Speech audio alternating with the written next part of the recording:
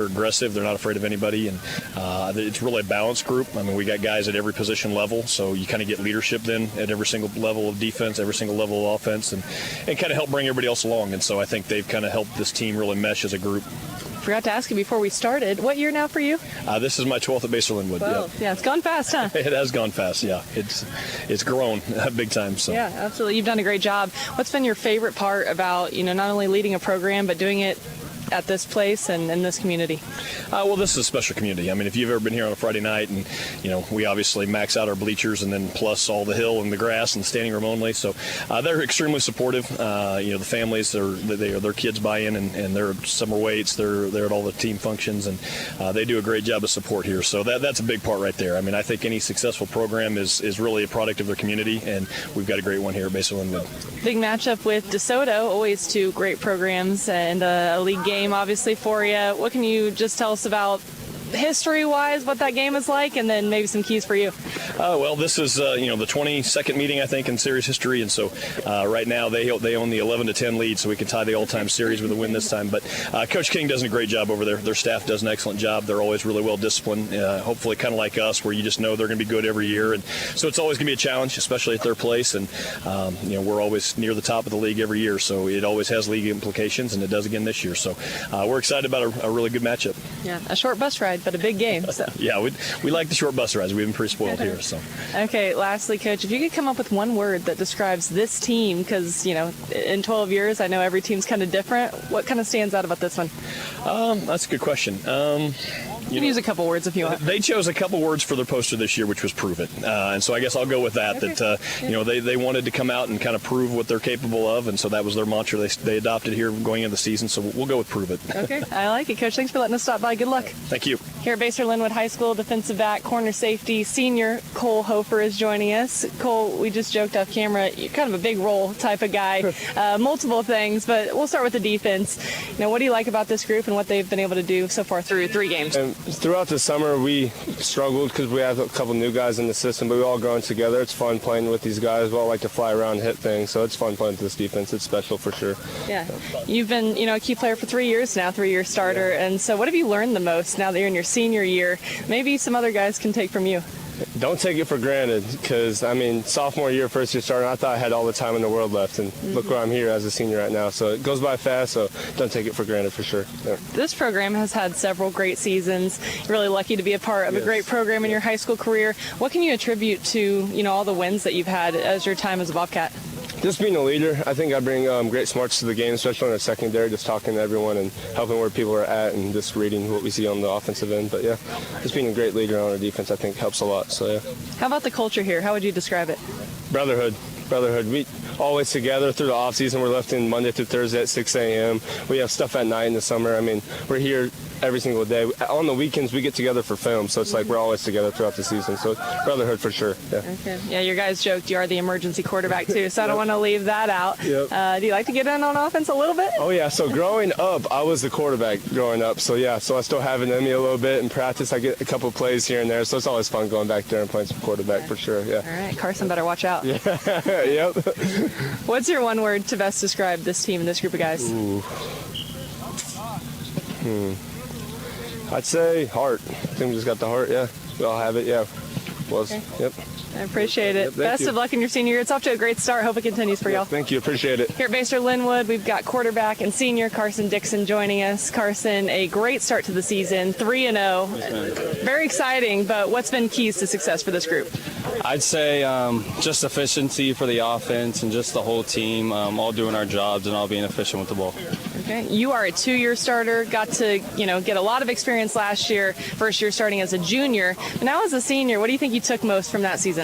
I'd say just the confidence that I have going into more games this year with that build-up from all the experience that I got last year. So I'd say confidence and experience.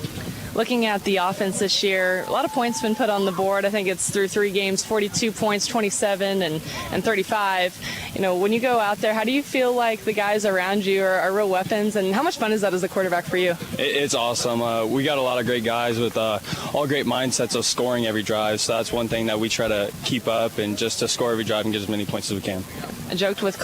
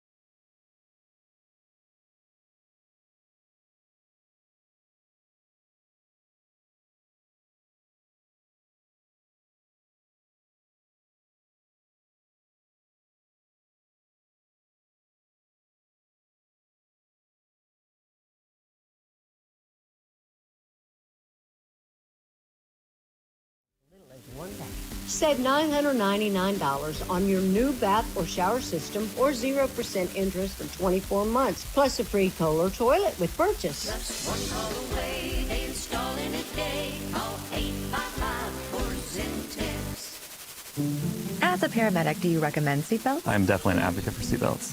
Why? When you're in a wreck, the seatbelt immediately will lock you in place and hold you exactly where you are. Turn you on right now? If the vehicle rolls, spins, or just sustains a lot of force, you're going to stay right where you are, protected and cushioned. That's how they're designed. But it's my choice if I wear one. You can't make me. So we got that. It's your decision, but you're going to see me if you decide to not wear your seatbelt, and it might not be a good situation for you. Always buckle up. A message from the Kansas Department of Transportation and your local law enforcement community. Robert Broggin's Olathe Buick GMC is celebrating 30 years of serving Kansas City. Since 1995, they've built a legacy of providing the area's largest selection and largest savings. You'll pay well below MSRP on new models like the GMC Sierra and Yukon. Yeah, so because their QB was injured week one, and thousands in savings. One trusted name, Robert Brogin. Visit robertbrogin.com or stop by in person at I-35 in Santa Fe. Several guys. The term varies for special APR. They've had some injuries at wide receiver. Their tight end and defensive end that's going to KU is out. My bathroom, Zen Texture Modeling Group get all the right notes. Need a new bathtub or shower?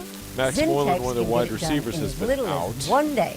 Save $999 on your new bath or shower system or 0% interest for 24 months, plus a free Kohler toilet with purchase. Trust me, you'll be singing in the shower. Let's see, before 3 you safeties. O-line and defensive end. So defensive end was a place to stay downtown. The Hilton President Hotel opened in 1927. The Hilton Kevin President Sullivan is the only hotel in the Power and Light District. Steps from T-Mobile Center. Starbucks coffee on site, off the lobby, or grab a cocktail in the historic Drum Room. 213 rooms and suites and plenty of on-site parking. Call 816-221-9490 or online at presidentkansascity.hilton.com. Plenty of parking at the hotel, too. The Hilton President Hotel, the official hotel of New Day with SSJ. It's Schlotzsky's time, everyone. Grab a friend and roll through the drive-thru. Order online or stop in and stay a while. Schlotzsky's has it all. Stacked sandwiches, fresh-baked pizzas, flatbreads, calzones, soups, salads, and yes, those legendary Cinnabon cinnamon rolls. I suck at don't selfies, miss but we're gonna buy one, get one free Pizza Wednesdays Get in close, all get in day close. long.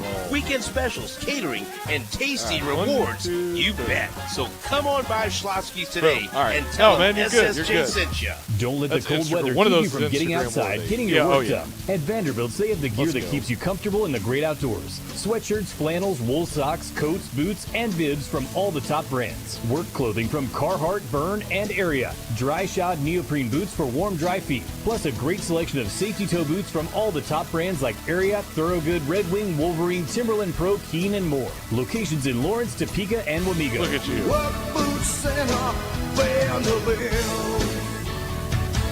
Saturday night, Sports Radio 810 WHB is bringing you an SEC showdown when the undefeated Georgia Bulldogs face the 2-1 Alabama Crimson Tide. Frazier's in the backfield. Quick break out of the huddle. Short toss to Frazier to the right. He dives for the goal line. Touchdown! Alabama and Georgia. Saturday night. Pregame coverage begins at 6 on your home for bowl season and the college football playoff. Sports Radio 810 WHB. KCFX HD4 Harrisonville, K279VI Kansas City, 103.7 FM. Sports Radio 810 WHB, Kansas City.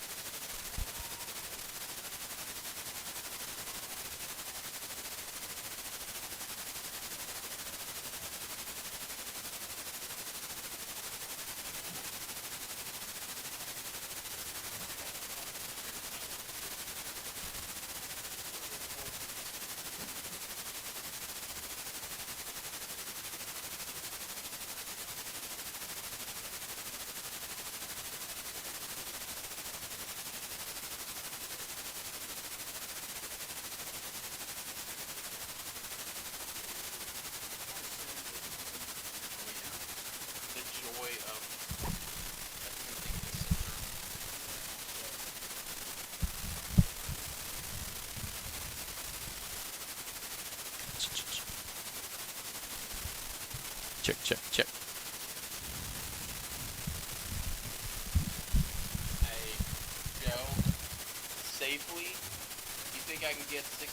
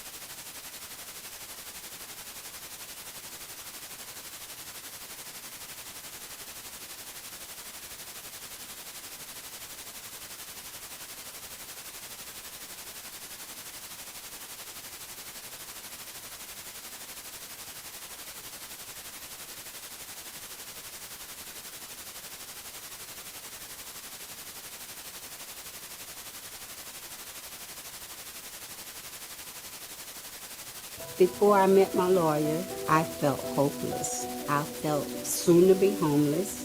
And after I met my lawyer, I got that hope back. I was like, yes, we can do this, gave me the energy to go. I just want people to know that there's always help out there. Go out there and look for it and go get it. Visit MissouriLawyersHelp.org to learn more. The choice of a lawyer is an important decision and should not be based solely upon advertisements. Brought to you by the Missouri Bar.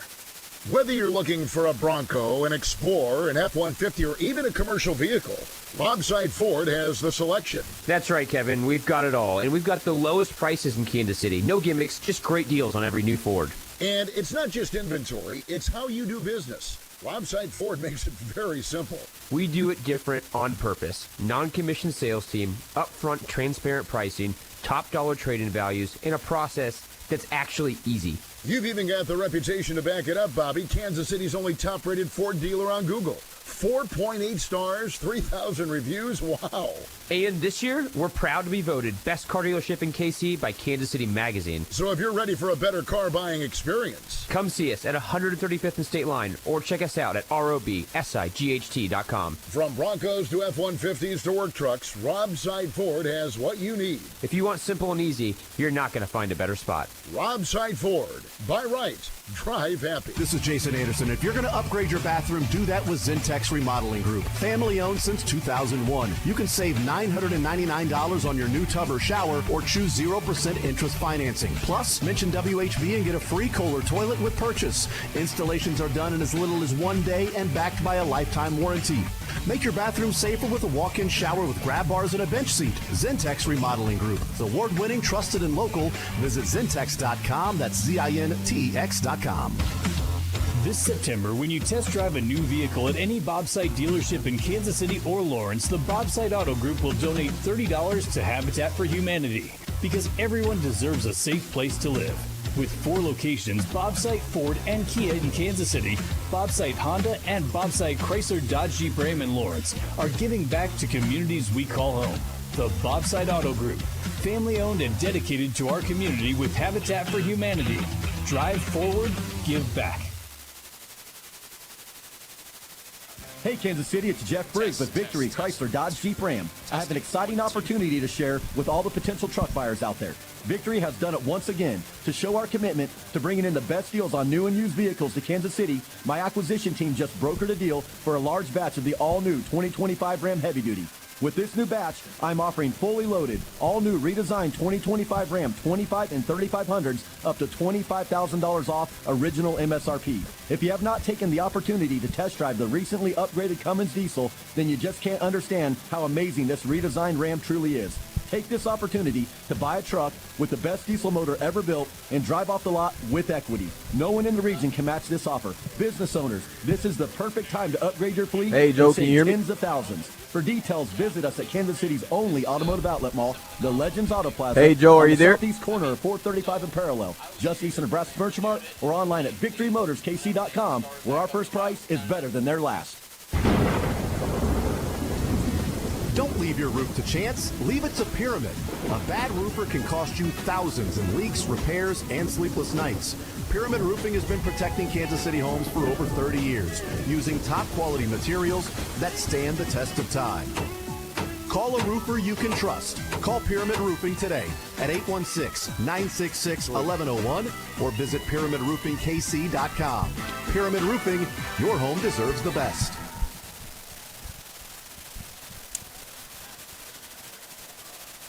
Joe, can you give me a little count? Sports Radio 810 WHB now presents the High School Football Game of the Week. The High School Football Game of the Week is presented by 810 Varsity. Find all your high school football coverage at 810varsity.com. All the scores, the 810 Varsity Top 25, and much more. 810varsity.com. And by DM Injury Law. Have you or a loved one been in a wreck? Contact DM Injury Law today and get the money you deserve. Remember, Mike's got this.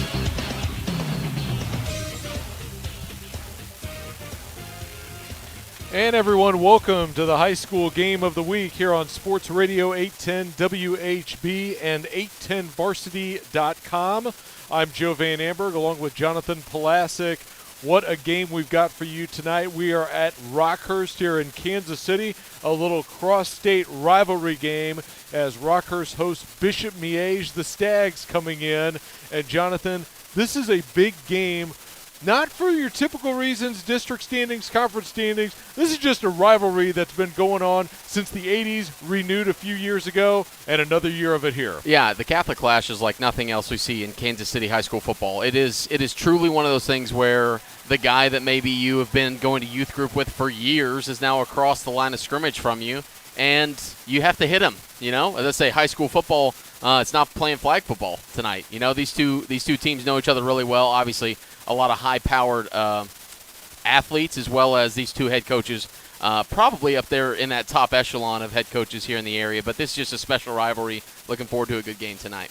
Yeah, both of these teams off to good starts. Bishop Miege right now, they're right up there in the EKL, Eastern Kansas League standings, which has been absolutely wild over the past few weeks. Rockhurst, they're not in a conference, but they're off to a 4-0 start, and Coach Donahoe's really got to like where his Rockhurst Hawklets are at right now. Yeah, I mean, Rockhurst has always had a swagger, right? They'd have a specific way they like to play football, and so whenever Coach Kelly Donahoe came over from Blue Springs, he kind of brought that attitude, right? A state championship mentality, and I don't think that he expects anything less than a state championship out of this team this year. They have talent all over the place, and then again for Bishop Miege, same type of thing. These kids are used to winning championships. John Holmes, a number of them, 5 straight in the mid-2010s. And so these are two teams that are used to winning, a set of excellence brought up upon these coaching staffs. And so, again, both these teams tonight, really looking forward to this battle. Yeah, both these teams, a little adversity. You know, we're talking before we came on air. Bishop Miege losing their starting quarterback early this season. They've been going with a backup who's done quite well for them, Kai Allen. And then on the other side for Rockhurst, they've been dealing with multiple injuries, offensive line, safeties, wide receivers, tight end, defensive line. So injuries, a little bit of a story here as well. Yeah, I think, you know, anytime you get into week 4, week 5, as we start to get into the colder part of the season, we're going to see injuries pop up, right? It's just how the body works. Whenever you have game after game To stay healthy is one of the main things to win a state title. And so for both of these teams, they fought some adversity, certainly, in the injury form. But, again, at the end of the day, it's the whole next man up mentality. That's what both of these kind of go with. I'm really looking forward to seeing how Kai Allen does tonight for the Stags because as a sophomore, obviously coming off an injury last year, and so just starting to get back some confidence, not expected to be tossed into the team aspect in this moment, but here he is on a big stage at Rockhurst. Well, we've got a big one coming up here in a few moments. Rockhurst and Bishop Miege, these schools have 20 state championships between their respective programs. We'll be back for the opening kickoff here on Sports Radio 810 WHB. Friday Night Lights, college game days, and of course,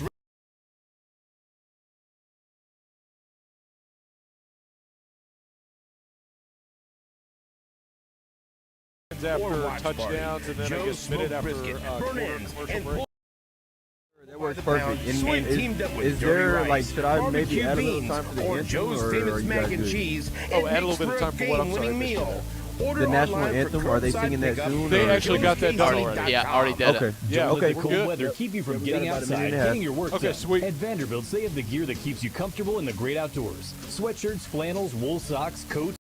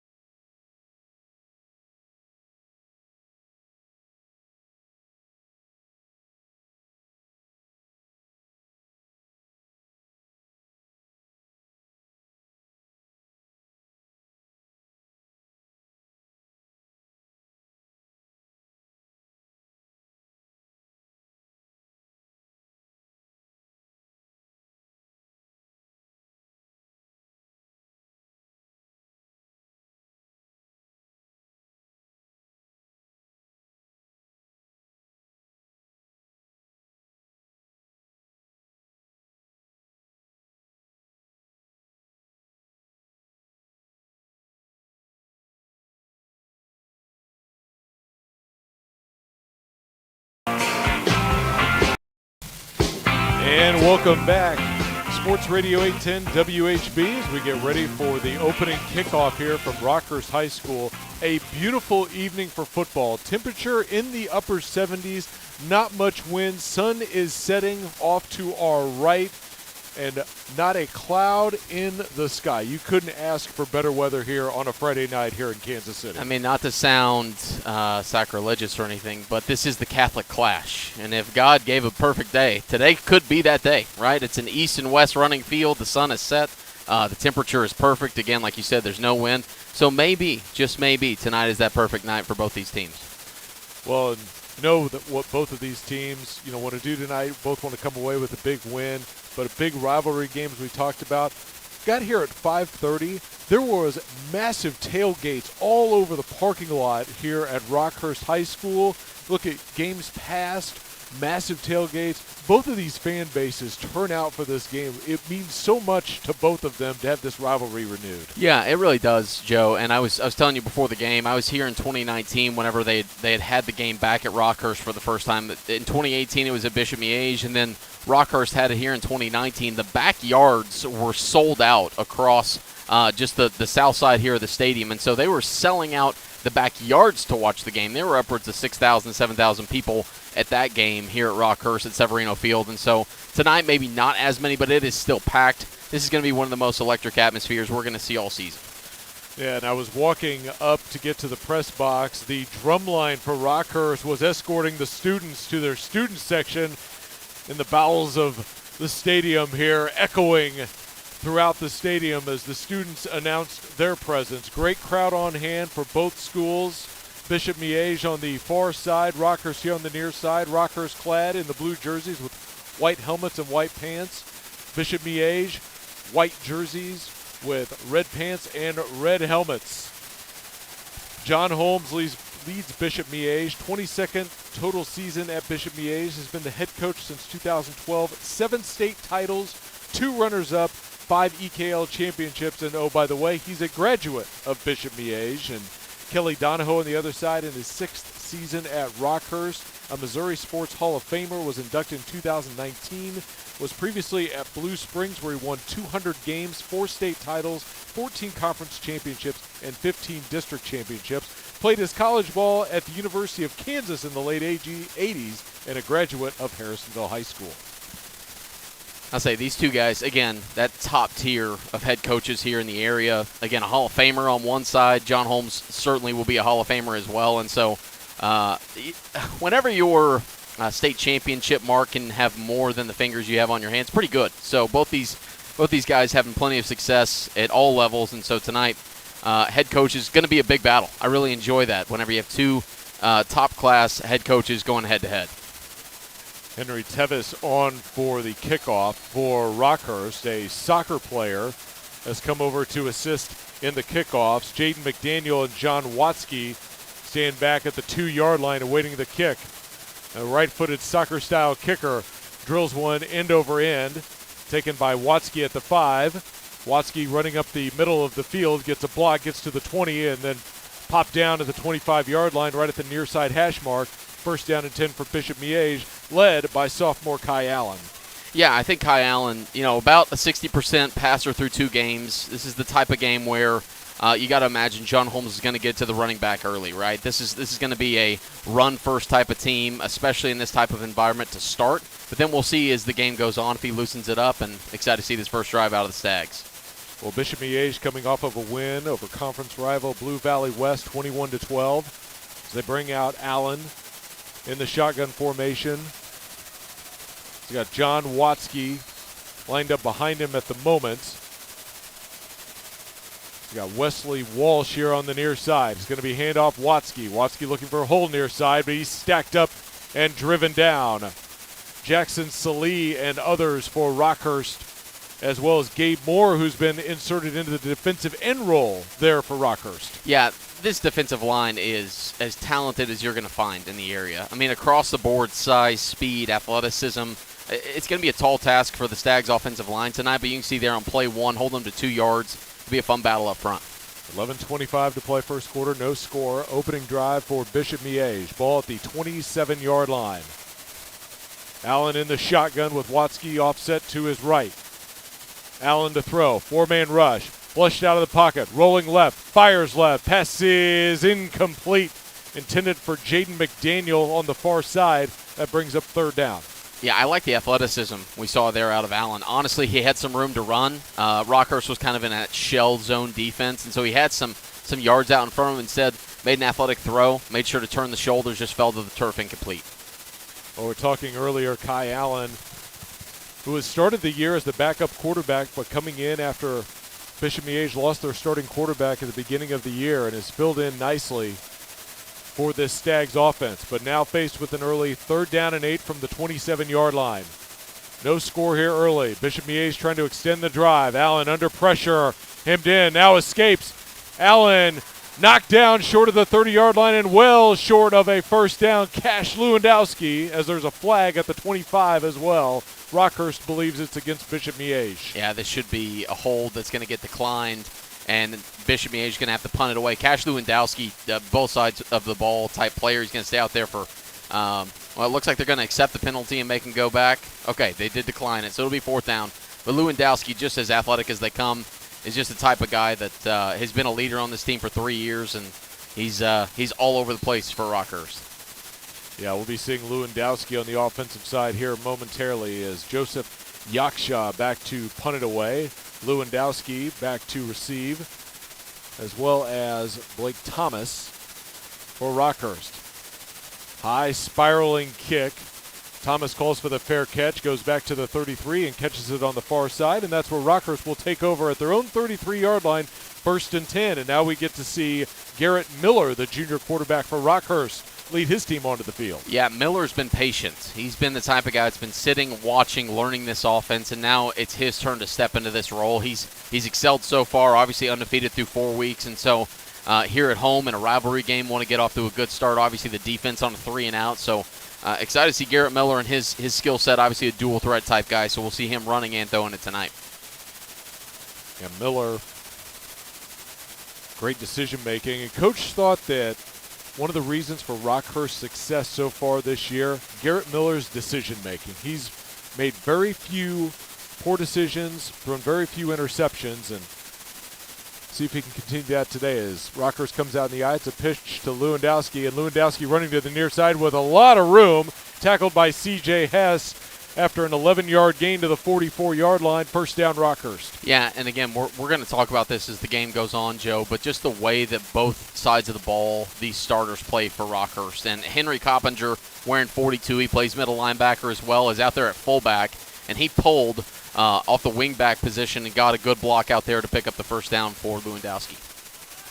So first down for Rockhurst at their own 44-yard line, ball in the near side hash. Miller has trouble with the snap, gives it to Lewandowski, but he's hit in the backfield and dropped.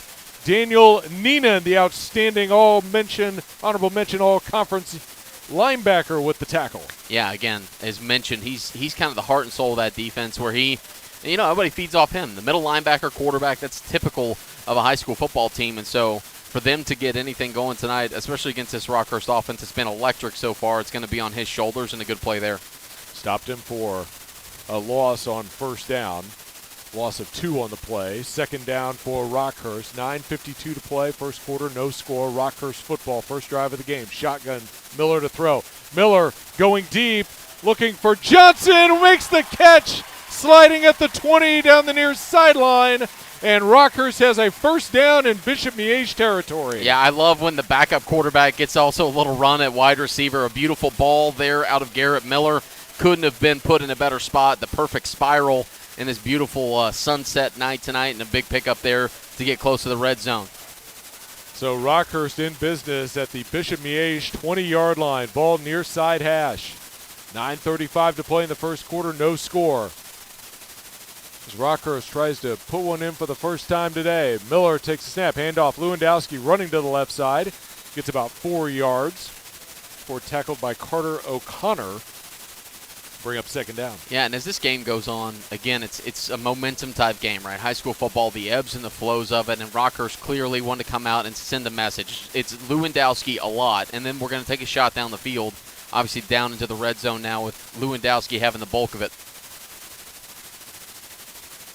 So I formation behind Miller here on this second down play, and it's a handoff head to Quinn Walsh, the fullback, who plows ahead for a gain of 1 on the play to the 15. Third down for Rockhurst. And it was a good result for the Stags there because they were a little confused on the strong side. You see a lot of defenses kind of flip to the strong side of the field based upon their position ranks.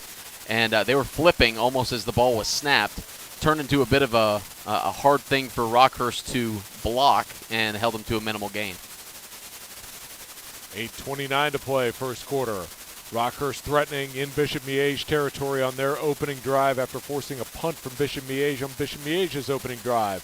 Single back. Lewandowski takes the handoff, running to the left side, plowing ahead down to the 10-yard line. He's got enough for a first down as Jeremiah Johnson to help tackle him. Rockhurst in business, though. First down and goal. Yeah, Declan Sullivan's going to be a name that we see on that offensive line for Rockhurst. He's 6'2", 235 junior playing left guard. He was kind of the one to spur on Lewandowski there for a nice hole and pick up the first down and make it first and goal to go. So Rockhurst, big opportunity on their opening possession. Here with 7:58 to play in the first quarter. No score. Rockhurst, though, in Bishop Miege territory. First down and goal. Miller in the shotgun. Fakes the handoff. Rolling to his right. And officials blow the play dead. And we've got an illegal procedure penalty against Rockhurst. That will bring them back 5 yards. I'll say we talk about this every time that we've been together, Joe, but the pre-snap penalties, obviously every coach in the world is going to be like, well, we got to limit pre-snap penalties. As that's the first one that we've seen tonight before the snap, obviously, and so Rockhurst backing it up. First and goal going to be from the 14-yard line now, and so making it a little bit more difficult on the goal to go. See if that penalty Hurts Rockhurst here on this drive, and if Bishop Miege can take advantage or if Rockhurst can continue their dominating performance here early. It's the team coming off of a win against Lee Summit West last week. They've got Ben Hayes in the backfield to the left of Miller, and another flag. Yeah, Tristan Johnson moved early. He was the receiver at the bottom of the field, the short side, and he jumped just a smidge early. It'll back him up 5 more. So now back at the 19-yard line. First down and goal for Rockhurst at the 19-yard line, moving from right to left. Ball on the near side hash mark in Bishop Miege territory. Rockhurst threatening, but back-to-back penalties have pushed them backwards to make this a very long first down and goal. I'll say the playbook now just seems like, hey, get Lewandowski as close as we can. It's just first down, so we've got 3 plays to go for it. Lewandowski in the game. They give it to him, running up the middle. Now sidestep to the left, gets down to the 15, and then drug out of bounds near the 12. So Lewandowski getting some of that penalty yardage back, second and goal. Yeah, just athleticism. I mean, everything was clogged up front. Defensive tackle did a nice job from Bishop Miege, and he had to bounce it outside, use his speed to pick up 6 and make it a more manageable second and goal. So second down and goal, mark him back at the 13-yard line. Rockhurst on their opening drive, 7:04 to play in the first quarter. No score between Rockhurst and Bishop Miege, but Rockhurst with an early chance here. Miller takes a snap. Quick pass out, Johnson. Johnson cuts up the field at the numbers at the 10, and then outside the numbers, tackled at the 8-yard line to bring up third down and goal. Yeah, and we've yet, other than the long ball, to see Garrett Miller kind of get out of the pocket. They wanted that before the pre-snap penalty a few plays ago. That a screen for another completion. But on this kind of third down and 8 where he's a dual-threat quarterback, got to let him get outside the pocket and see if he can extend a play or find a receiver open. 6 minutes and 35 seconds remaining in the first quarter. And Rockhurst looking for the first touchdown of the game. Zeros on the scoreboard as Bishop Miege moving their defense around. Makes the handoff. Miller rolling to the left, looking for Lewandowski. Fires end zone. Johnson! Touchdown, Rockhurst! Finds Tristan Johnson over the middle to give Rockhurst a 6-0 lead. Yeah, and that's exactly what I was talking about, Joe. The play action rolling to the right, finding that backside crosser in Thompson there, and able to get 6 on the board. So Tristan Johnson. My bad. From Garrett Miller getting the first touchdown of the game. And now Connor Deverex on for the extra point. The right-footed kicker drills it through. Rockhurst with a 7-0 lead, 6:20 to play in the first quarter here on Sports Radio 810 WHB. Sport and KC are off to.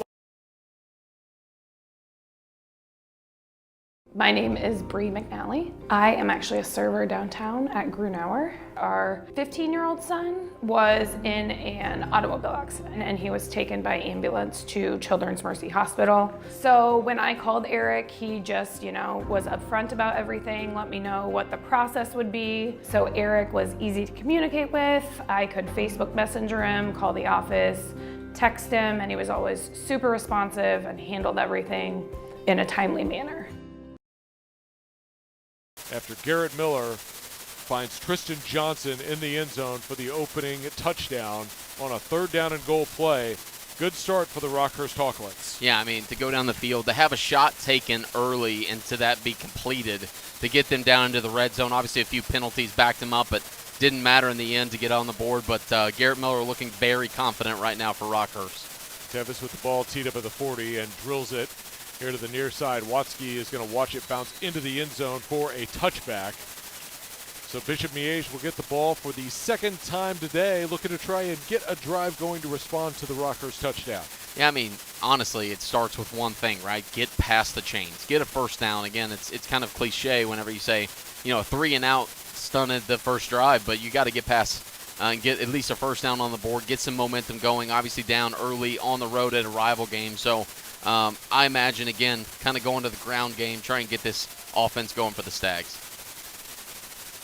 So Kai Allen Out for his second drive of work. He's got Watsky to his left. 2 wide receivers split to the near side. Allen to throw. Throws out left. Has his man McDaniel. And McDaniel makes the catch near the numbers at the 27-yard line. Brings up second down.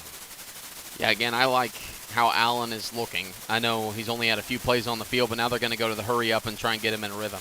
Back in shotgun formation. 2 wide receivers near side. Hands to Watsky. Running left. Watsky trying to move the pile. Cannot. Coppinger came out with the football for Rockhurst. Officials say that the runner was down, so it's third down for Bishop Miege. Now again, running to the short side of the field, you got to question it a little bit, but they're going to get back on the ball. A quick third down coming up here for 3 yards. So big third down here for Bishop Miege. They've got third down and about 3. 5:33 to play, first quarter. Allen takes a snap in the shotgun. Floats it deep, looking for his man. Blunt incomplete. Tried to find his big tight end, Michael Blunt, but just over his head, and that forces fourth down. And just enough of Blake Thomas out there for Rockhurst to kind of change up that route at the end. A little overthrown, like the aggression, but it'll be another punt for the Stags. So 2 drives and 2 punts for Bishop Miege. Rockhurst with a 7-0 lead. 5 minutes and 28 seconds remaining in the first quarter. Yaksha's punt.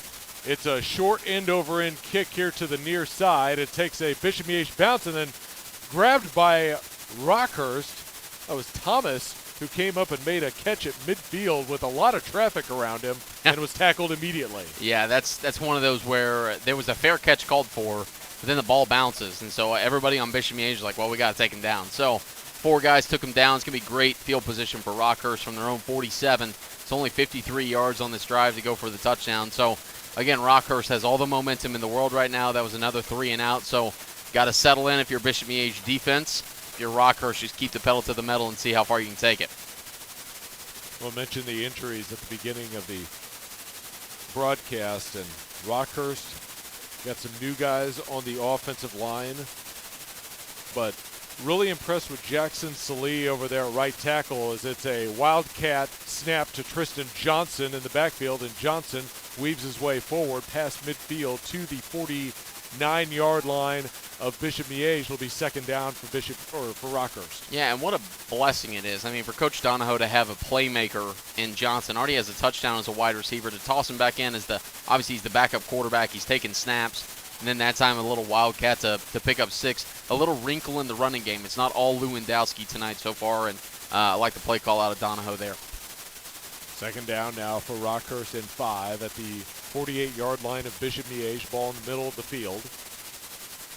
Miller in the shotgun formation. Handoff. Lewandowski running to the left. Tripped up in the backfield. Daniel Neenan again. Second time he's gotten in the backfield to bring down Lewandowski. Forces third down. And the problem with pulling guards is that a lot of time that backside hole is going to be open. And so Neenan saw it. He followed through the hole and then was able to get the shoestring of Lewandowski to drop him for a loss. So now third down for Rockhurst as this Bishop Miege defense tries to make a big play to get off the field.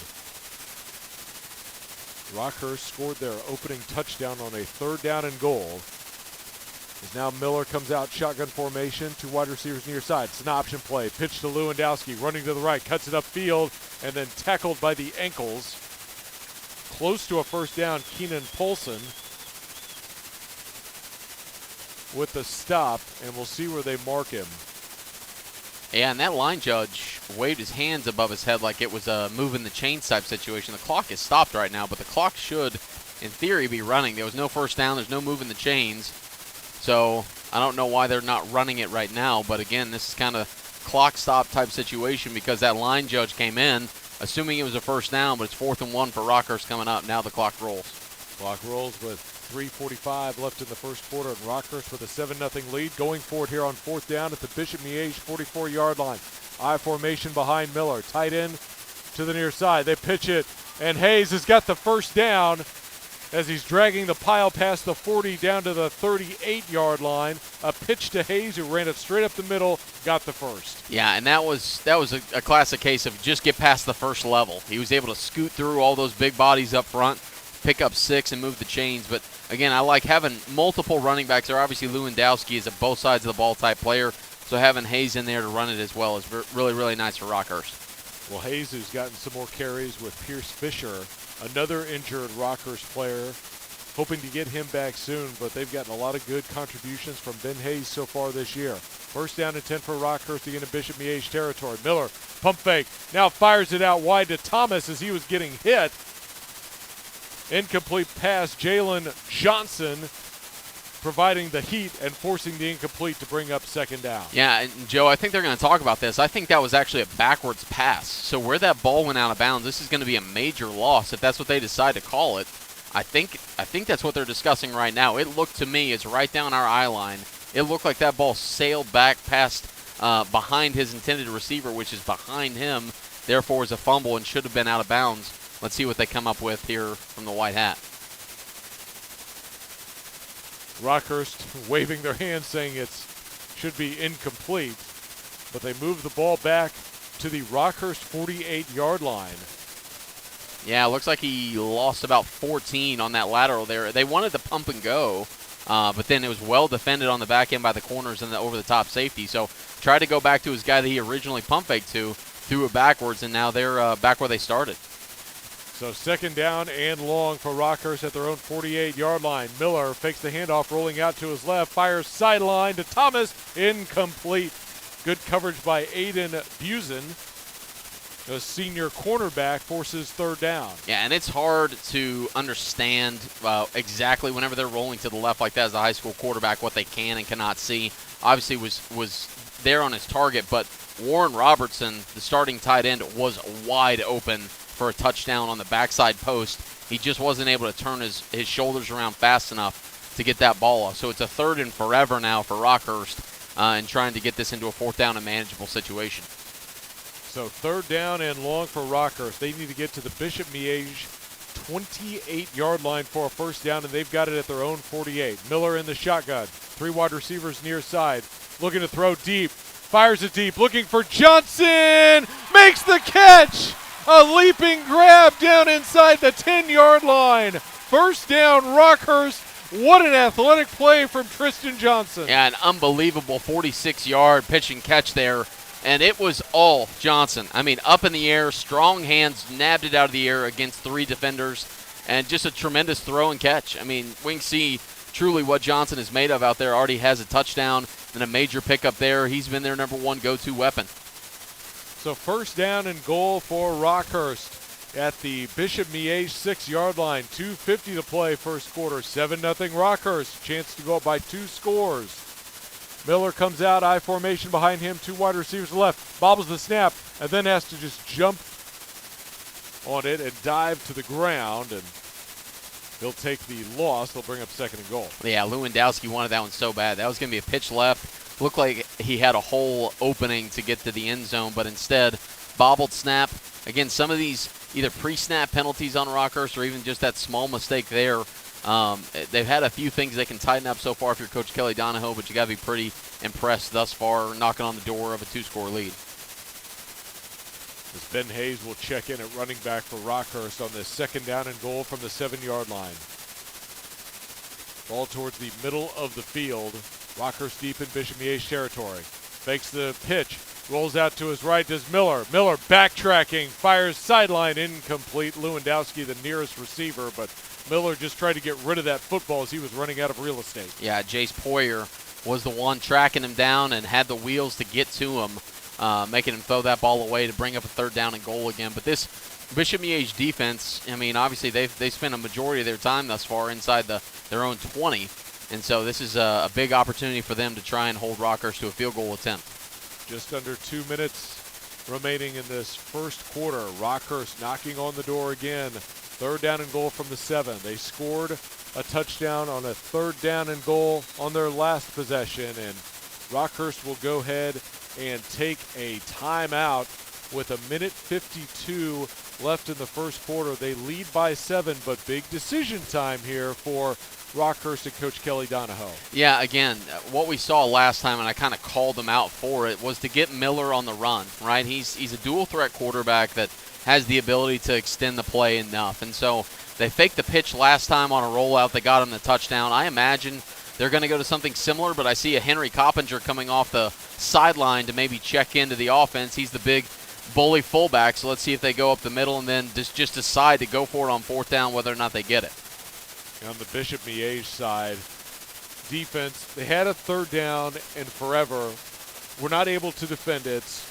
Rockhurst gets first down, but now the defense again has an opportunity to try and force a fourth down and maybe get off the field. Yeah, this is as big of a momentum shift as you could have for Bishop Miege if they're able to get a stop here and hold to a field goal attempt. Again, I wonder if Coach Kelly Donahoe is like, we got 2 plays to score 6. Maybe he's not even thinking about a kick.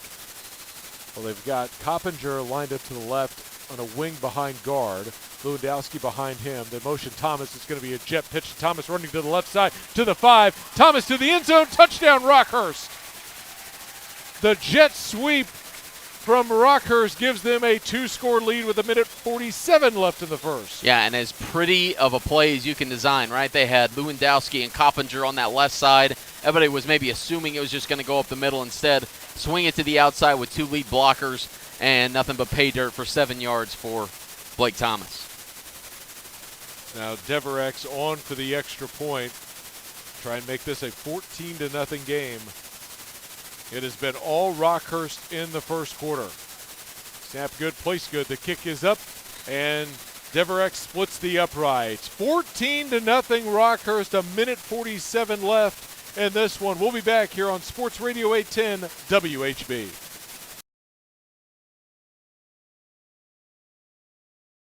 Does it roll? Does it swing? Does it have a busted spring? If you call Door Systems, we have everything. That's 524-8535. Ask for me, Dory. That'll get you 10% off, you know. Hey, I'm no ding-dong. Call us. Don't forget the 816, silly. Ask for me, Dory.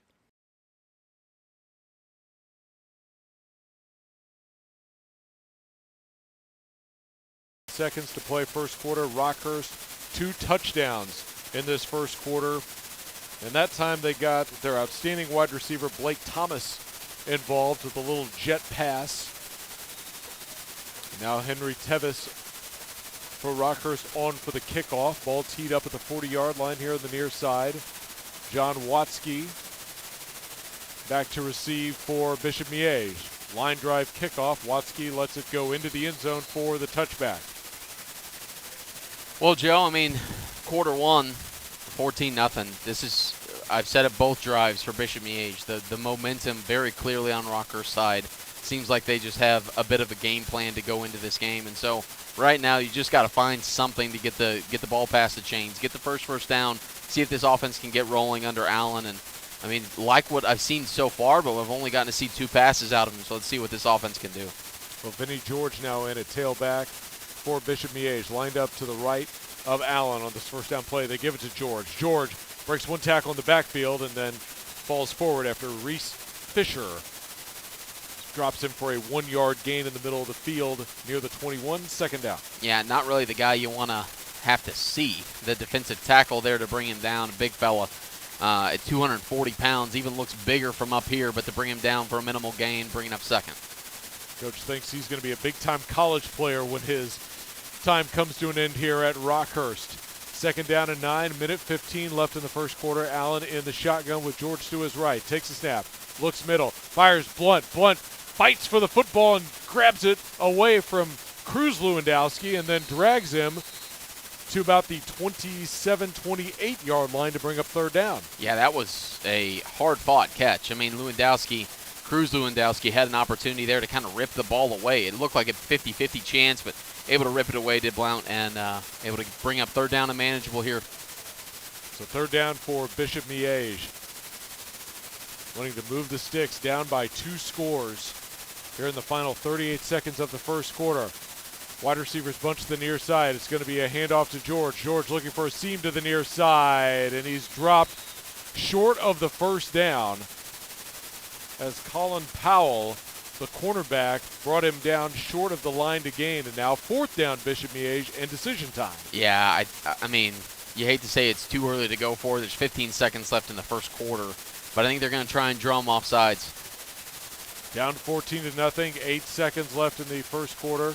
They shift Blunt to the wing on the left side. Allen, as time expires here in the first quarter, All Rockhurst in the first, 14-0, as Rockhurst gets their wide receivers Blake Thomas and Tristan Johnson involved for the opening scores. We'll be back here for the second quarter on Sports Radio 810 WHB and 810varsity.com. Tiki-taka, tiki-taka. Tacos, burritos, nachos, and bowls. Fresh frozen drinks, ice cold beer, and desserts. Tiki-taka, tiki-taka. My name is Bree McNally. I am actually a server downtown at Grunauer. Our 15-year-old son was in an automobile accident and he was taken by ambulance to Children's Mercy Hospital. So when I called Eric, he just, was upfront about everything, let me know what the process would be. So Eric was easy to communicate with. I could Facebook. Weren't able to make it happen, so punt team comes on to open up here the second. Yaksha back to punt it away. Blake Thomas standing at his own 37-yard line. And it's a fake, and Bishop Miege moving the pile forward, and they've got enough for a first down. So the fake punt by Bishop Miege, snapping it to an up back. Daniel Neenan gets the first down, and Bishop Miege moves the sticks. Well, hey, it's not the conventional way of doing it, to open the second quarter with a fake punt after 2 3-and-outs, but instead they move the chains, and this offense comes back out with maybe a little newfound momentum. It's now Allen right back onto the field as Watsky behind him. One wide receiver split out here to the near side, 2 to the top of the formation. Blunt lined up in a wing to the left. 4-man rush for Rockhurst. Handoff, Watsky looking for a hole, and there's not much there.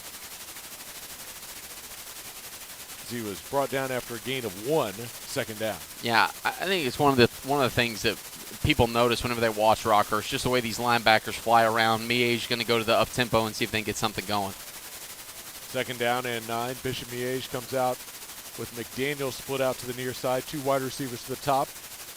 George lined up to the left now. Allen to throw, throws out wide. McDaniel can't hang on.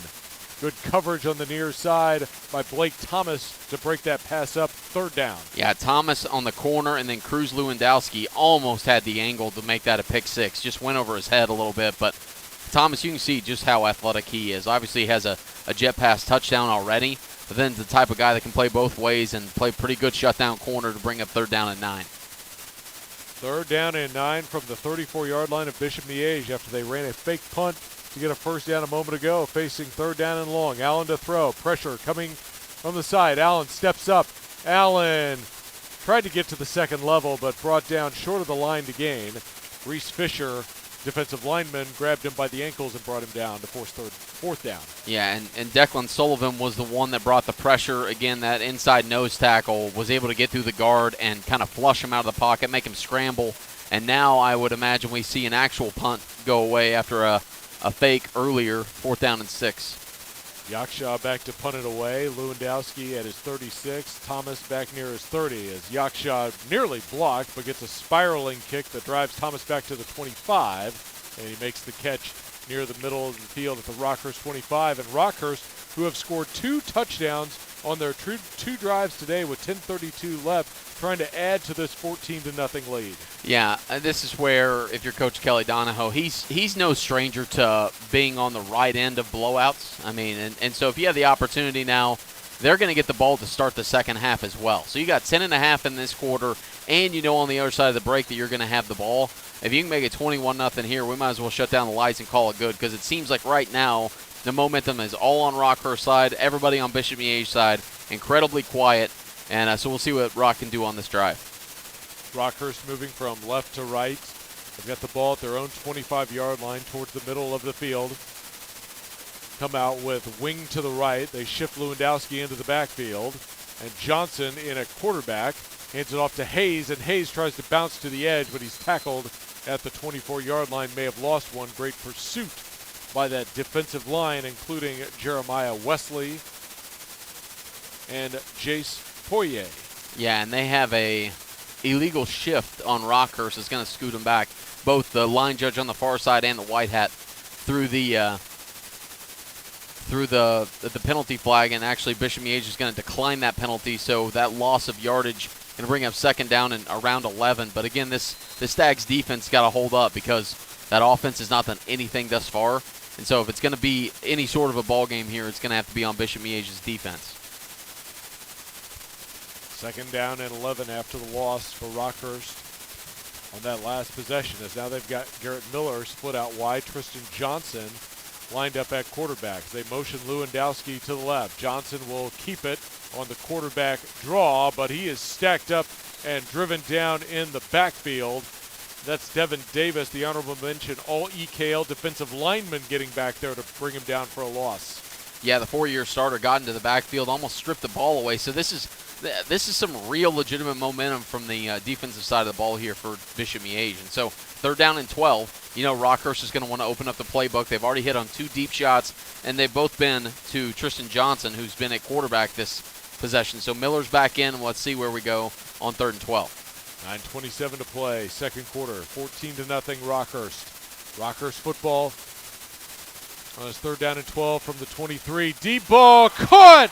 Warren Robertson on the near sideline, and a first down at the Rockhurst 48 as he jumped up over the defender to make the catch and keep a foot in bounds. I am just incredibly impressed with Garrett Miller's deep ball accuracy. Right now, he's putting it only where his guy can get it, and at 6'3", 200 pounds, and Robertson goes up and makes the play and moves the sticks on another third down and long type situation. And so just incredibly impressed with the deep ball accuracy of Miller thus far. 14-0 Rockhurst, 9 minutes, 17 seconds to play second quarter. Rockhurst with it first down and 10, their own 48, ball near side hash mark. Wide receiver split out to each side. Lewandowski shifts to the backfield. It is a handoff to Hayes running straight up the gut, and then Hayes tackled inside the near side hash mark. Flag on the play as well, and another illegal shift against Rockhurst. Yeah, that's both times that they've run that with Johnson in at quarterback. Somebody's not getting set, and it's triggering the penalty. So I don't know what they have to button up there. The offensive coaching staff of Rockhurst not pleased with the pre-snap penalty. The 5-yard penalty moves them back, forces a first down and 15.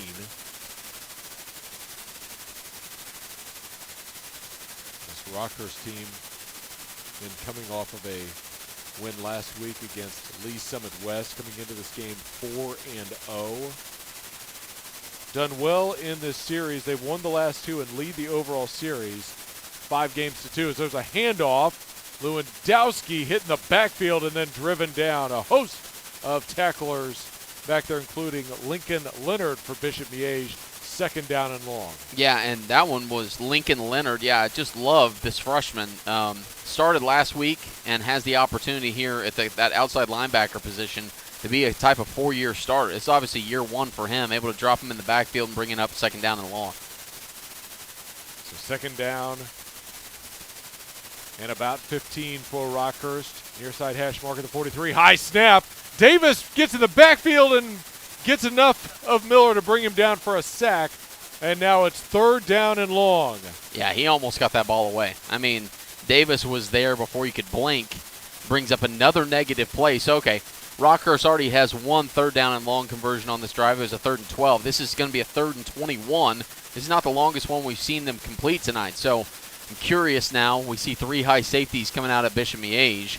And so let's see if they can stop a deep ball here or if they go to some sort of screen to try and throw off that rhythm that they have.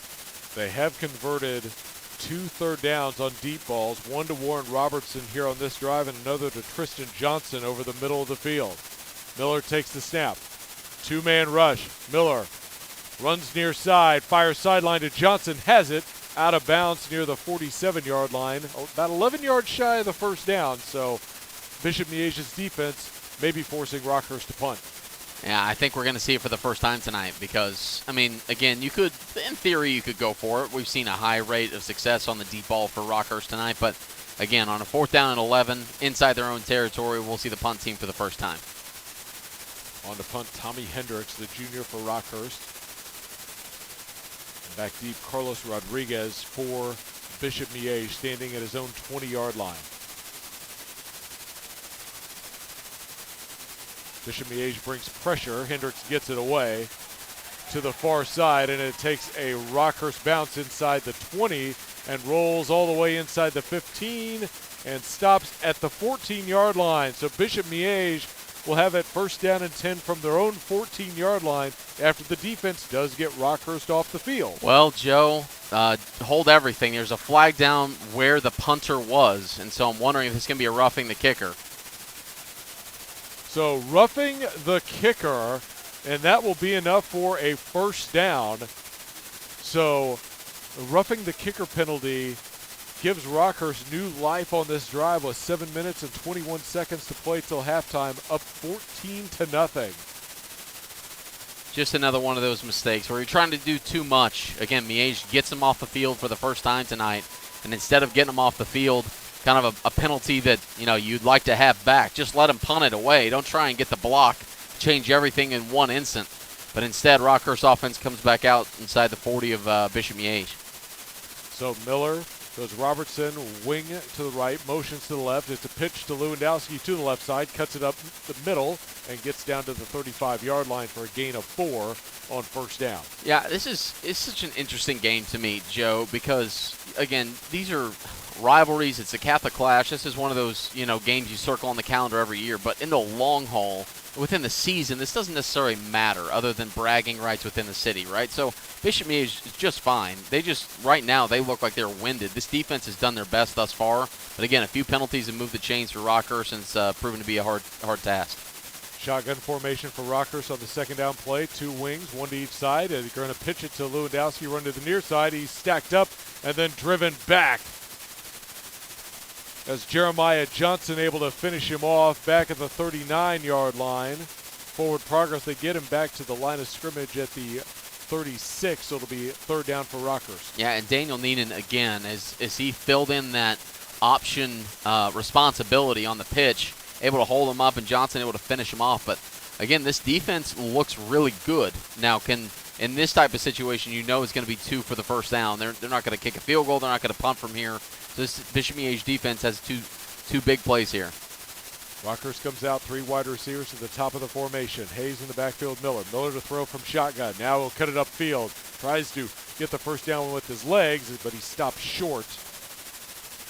As Lincoln Leonard, again on the tackle, brings up a third down and about 4 for Rockhurst in Bishop Miege territory at the 33. Yeah, Joe, this is going to be fourth. I'll say 4th down and 4. This is huge play. I mean, again, the kind of the far judge doesn't have that thing ticking too fast. But, yeah, 4th down and 4. It's a massive play for Bishop Miege to try and get him off the field.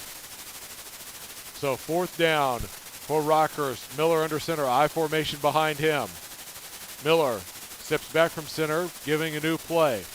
1 wide receiver split to each side. Fumble the snap again, and whistle blows. Flag on the play, illegal procedure against Rockhurst. We've seen several of those in this first half. Yeah, I mean, to go from 4th and 4 to 4th and 9. Now, Coach Kelly Donahoe, what are you going to do? I mean, obviously you're going for it, but what's going to be the play call here? There's a lot of personnel options that they have, but now you got to be careful. Looks like they're sending out a different team. It looks like they might be punting this football. Yeah, Tommy Hendricks, the punter, coming out for Rockhurst. Ball is at the 38-yard line. 9 yards to go for a first down. 5:16 to play until halftime, and Rockhurst with a 14-0 lead. Jeremiah Johnson back to receive for Bishop Miege. Good snap to Hendricks, no pressure. And he sends a spiraling kick down the far side, and it will bounce. A Bishop Miege bounce near the 20-yard line. And that's where Bishop Miege takes over first down and 10. So Bishop Miege's defense holds yet again after a roughing the punter penalty. Gave Rockhurst new life, and now Bishop Miege's offense back out onto the field. Yeah, I think that's a huge win. If you're John Holmes, you can hang your hat on that going into the break.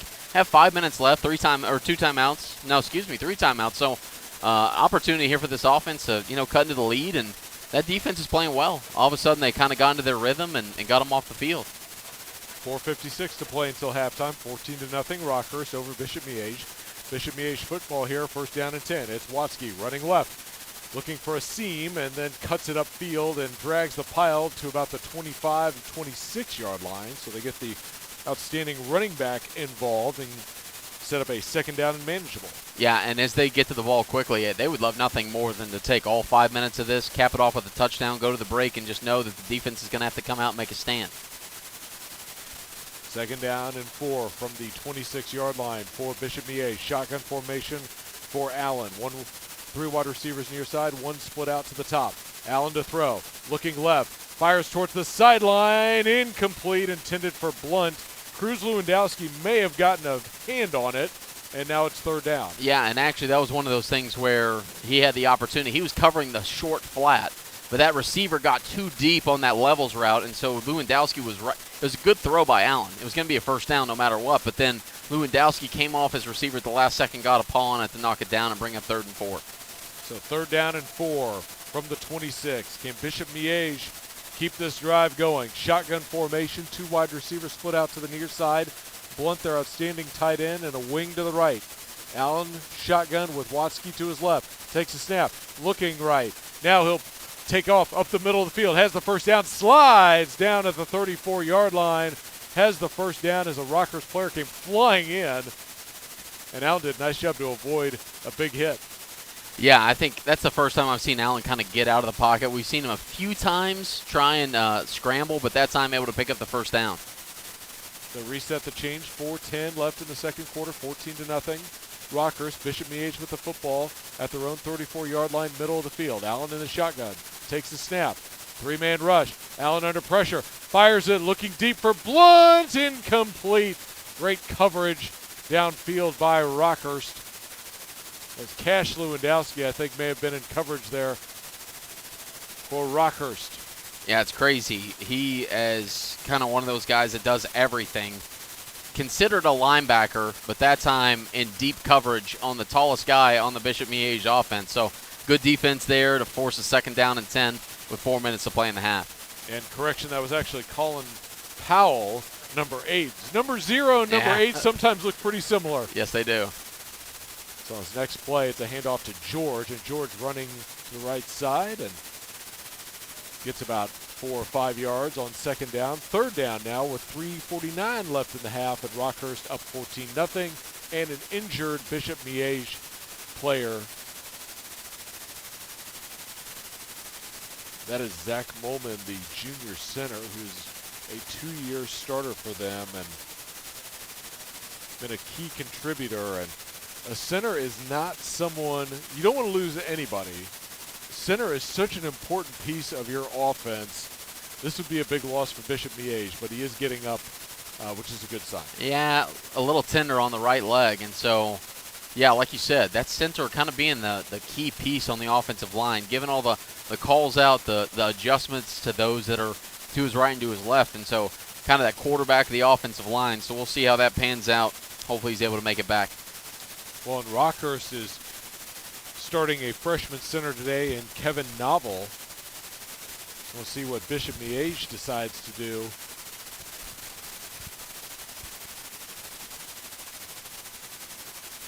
That center is Josh Lopez will now move over to the center spot for Bishop Miege, their right guard. Big 3rd down and 8 for Bishop Miege. 3 wide receivers near side. Allen shotgun, takes snap, under pressure, and throws it just as he was getting hit and brought to the turf by Reese Fisher, incomplete. 4th down, and Bishop Miege again forced to punt. Yeah, and Fisher, I mean, just came through, able to hold on. The big fella just grabbed him by the jersey and slung him around. Wasn't able to get a throw off, really. Luckily, to able to get that out of his hands. And so, good defensive line play there. Obviously, you can tell he's a difference maker. Force another punt with 3.5 to go in the half.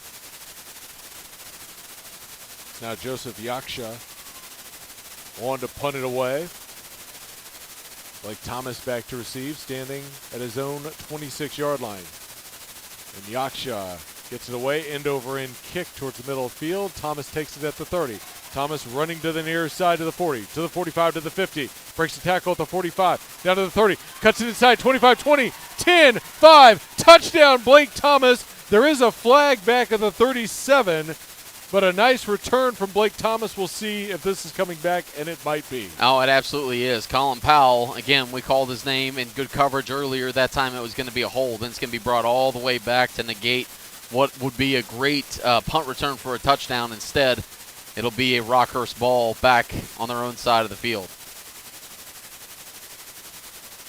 Nonetheless, Thomas showing the ability on the return game. And Blake Thomas, just an outstanding athlete. We've seen him at wide receiver, what he can do at corner, breaking up passes. He can be a shutdown corner. And also in the return game, he's dangerous. Yeah, again, kind of goes back to the whole thing with Rockhurst, the way that they use their best athletes in all phases. They don't, just because they have a huge roster does not mean that they use everybody individually. They really have those guys playing all three phases, and Thomas is no exception. Rockhurst with a 14-0 lead, 3:12 to play in the first half. Trying to go up by 3 scores before halftime. They do get the ball coming out to start the second half. Miller, shotgun formation, wing to the right, wide receiver split out to each side. Motion Johnson here at the near side. Little jet sweep near side with Johnson. Running to the near side, cuts it upfield and drags defenders to the 34-yard line right at the numbers. And they'll bring up second down. Yeah, and again, Johnson, another one of those incredible athletes that Rockhurst has. And so on that jet sweep, they're able to pick up 7. Again, kind of goes back to what I said earlier. You can get up 3 scores here knowing you're going to get the football as well. Going to be a really difficult task so far for Bishop Miege's offense. We saw a first down on the last drive, which was their first one officially from their offense. Second down and 3, 2:35 to play in the second quarter. Miller in the shotgun. Takes a snap. Pressure coming from the near side, and he's sacked in the backfield. Pierce Butler, one of the backup defensive backs, comes in there to make the sack. And a timeout for Bishop Miege with 2:27 left. And Bishop Miege thinking they may want to get the football back, try and go down and get their first score of the game. Yeah, I think that was one of those coverage sacks, right? I mean, the defensive line got good pressure, but then on the back end, they had a pretty complex kind of crossing route that was deeper than maybe he had time for. And so good coverage on the back end resulted in him kind of getting in trouble, losing 3 on the sack. And so, yeah, Bishop Miege's like, hey, we can't take the timeouts with us. So we have 2 left, third down and 6. So, again, get a stop here, call another one, and 2 and some change to go for that offense to have a chance. And yeah, if you're John Holmes, you just have to have any sort of momentum going into that halftime break.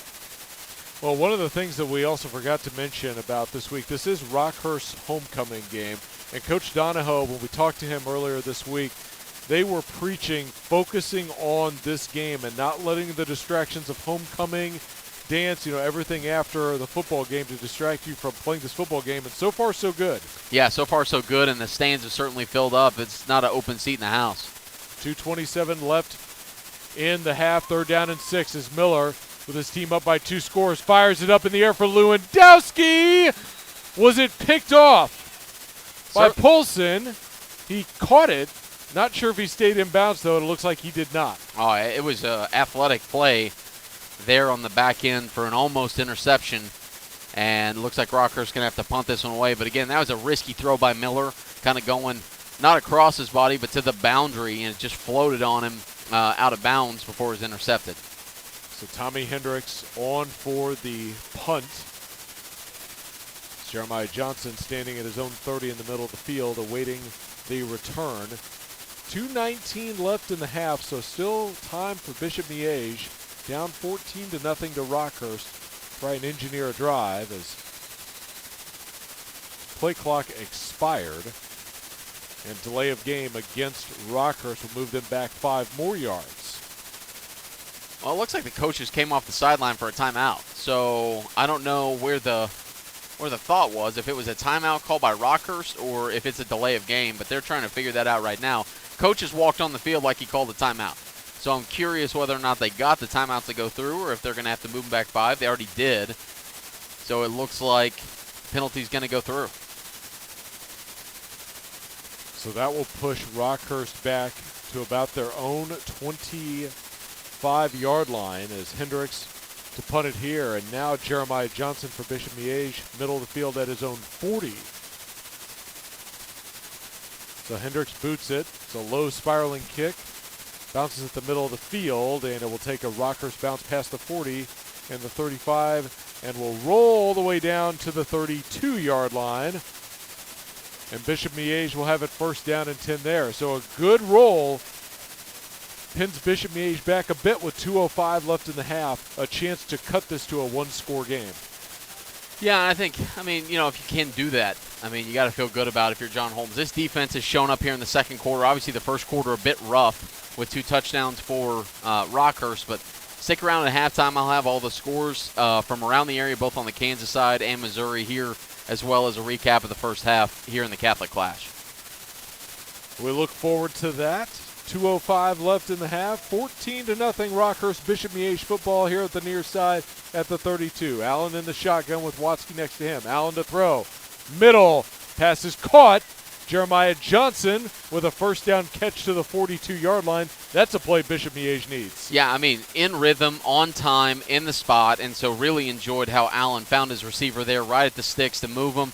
And again, now 2 minutes and under the 2 minutes. Minute 52 left in the half. Allen shotgun, Watsky to his left. One wide receiver split to the near side. Allen looking right, fires towards the sideline. Pass is caught by Rodriguez, and he is dropped quickly. Cruz Lewandowski over to make the stop, keeps the clock running with 1:35 left. Yeah, Lewandowski, just as athletic as they come on the outside. The clock's still rolling, so they're going to get another snap off here quickly. Allen with 3 wide receivers to the near side in the shotgun. Takes the snap. Pressure coming, far side, breaks away.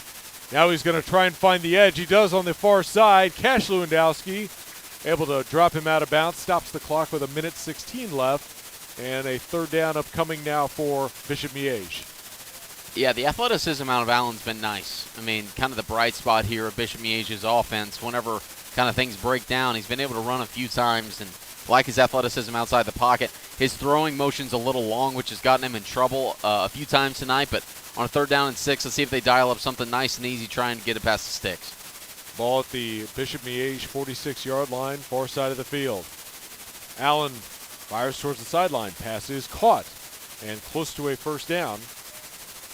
That's John Watsky out of the backfield. It's going to be 4th down and about 1.5 for Bishop Miege at the Rockhurst 49. Yeah, just maybe a small mistake on the offense there to try and stretch it for the sticks. Instead, it's 4th down. Big play here. Minute 11 to play in the half. Rockhurst up 14-0. Blunt goes under center now, and it's a quarterback keeper with the tight end, and he gets the first down to the 47. Allen was looking towards the sideline like he wanted a new play, and Blunt snuck in there, took the snap, got the first down. Yeah, I love the play call. I was confused what was happening. He was messing with the shoulder pad of his running back. Instead, Blunt was able to get up in there for a quarterback sneak first down. So 1st down and 10, minute 8 left in the half. Allen shotgun formation, 3 wide receivers to the near side. 4 down linemen for Rockhurst. They rush 4. Allen looking deep. Fires middle. Blunt can't hang on. Cruz Lewandowski breaks it up over the middle of the field. 2nd down. Yeah, we've seen a few really good plays out of Cruz Lewandowski tonight in coverage, and that time able to get his right hand on it, knock it away from Blunt. So under a minute now on the Rockhurst side of the field. Again, 2 timeouts for Bishop Miege. So you got to feel good about where you're at, but Lewandowski there with Cruz, good coverage there on the backside. 2nd down and 10 for Bishop Miege at the Rockhurst 47-yard line, trailing 14-0. Allen, late blitz coming, gets away from it, fires sideline, incomplete. Johnson, the intended receiver, and a flag comes in on that hit. And that's Powell again, Joe.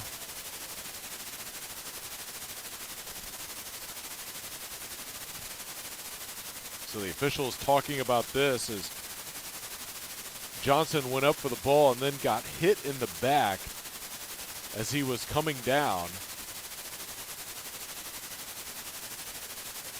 And a personal foul penalty against Rockhurst. So that will move the football enough for a first down with 52 seconds left. And don't look now, Bishop Miege with the ball deep in Rockhurst territory at the 32, far side. Chance to cut this lead in half. Yeah, again, I think Coach Kelly Donahoe at halftime is going to have enough to say to his players, yeah, we're up 14, but a lot of penalties and a lot of issues there and that time no exception. Allen shotgun, Watsky to his left, 3 wide receivers near side, Allen to throw, looking left, now breaks away, fires it, caught by Blunt here on the near side of the 15, hurdles a man at the 13 as a flag comes in.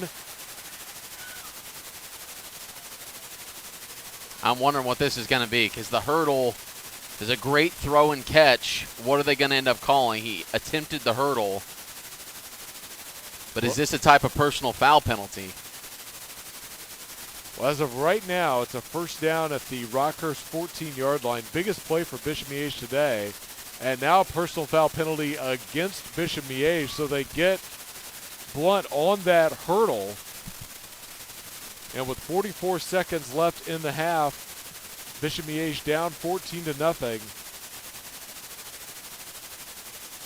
Yeah, the weird thing to me, Joe, is Cash Lewandowski tried to do that on the first drive for Rockhurst, and nothing was called. So I'm wondering if it's because of the hurdle there, which I imagine it is, the only thing that happened. I'm wondering why that call wasn't made in the first quarter as well. But nonetheless, 44 seconds, and it'll be like first down and 7, which is a weird one.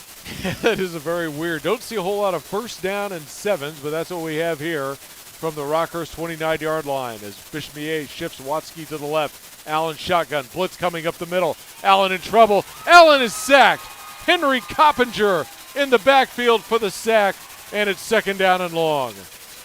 And I'm not seeing potential. Okay, now a timeout called by Bishop Miege. Yeah, that was one of those plays where, again, Coppinger's kind of had one of those, steady but not really highlight type games. There's a highlight there for you as he drops him for a loss of another 10.5, 11 yards. And so just big-time plays out of this Rockhurst defense, obviously taking advantage of the penalty that was given to Bishop Miege on the hurdle. And so at this point, one timeout. It'll be 2nd and 19 with 24 seconds to go left in the half for Bishop Miege. But, again, kind of seeing some things get put together out of John Holmes' crew and the Stags. And so I'm wondering how the second half will play out here.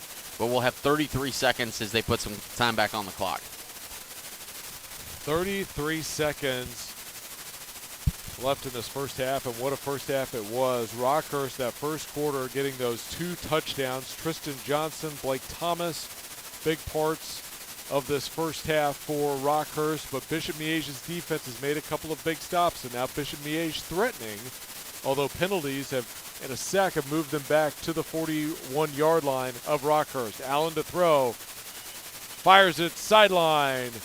McDaniel does not hang on the near side. That brings up third down. Throw a little low for the wide receiver. Yeah, Allen looked a little out of sync there. Again, it's kind of a 10-yard hitch route, 8-yard hitch route. Just did not look comfortable. Kind of a wobbly ball going to the sideline, low and incomplete. So now with 28 seconds left, again, Rockhurst still has 2 timeouts, so this half is by no ways over.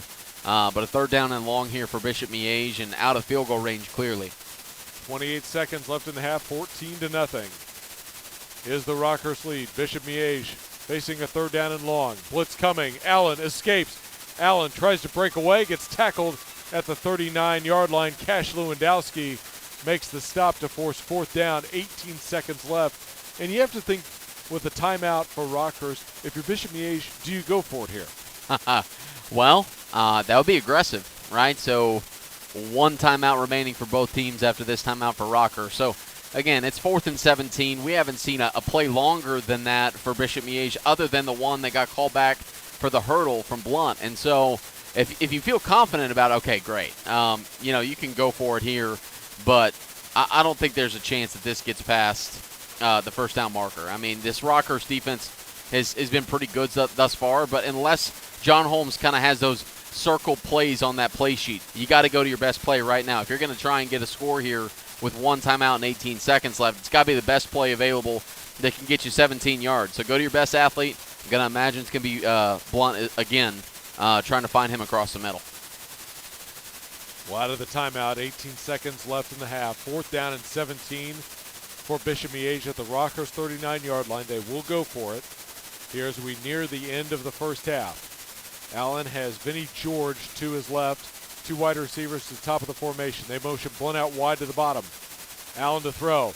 Allen heaves it deep and incomplete. Intended for Blunt. too far and out of bounds, and with 13 seconds left in the half, Rockhurst takes over on the turnover on downs. Yeah, just the pressure got to Allen that time. I mean, he felt it. He could kind of sense that it was there, and so he threw it as far as he could. His guys weren't all the way down there yet. Sales out of bounds. So now this defense with 13 seconds left and Rockhurst has a timeout. Again, you have a kicker that you like a field goal range here. Can you get to that point with 13 seconds and a timeout if you're Coach Kelly Donahoe, or do you just take it to the break, take a knee, and see what transpires in the second half? As they bring the offense out and getting some players situated. As Miller in the shotgun formation takes a snap, looking to throw.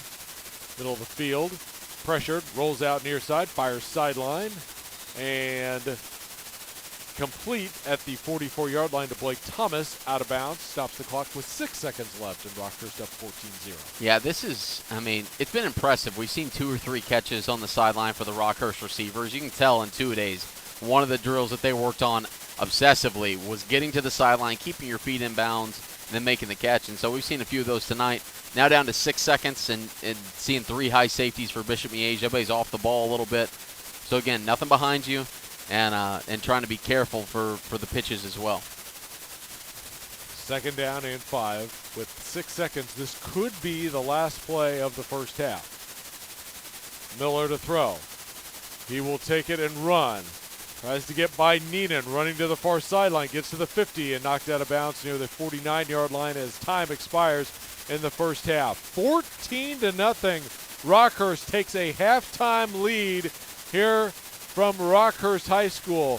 We'll step aside and we'll be back for the halftime report here on Sports Radio 810 WHB.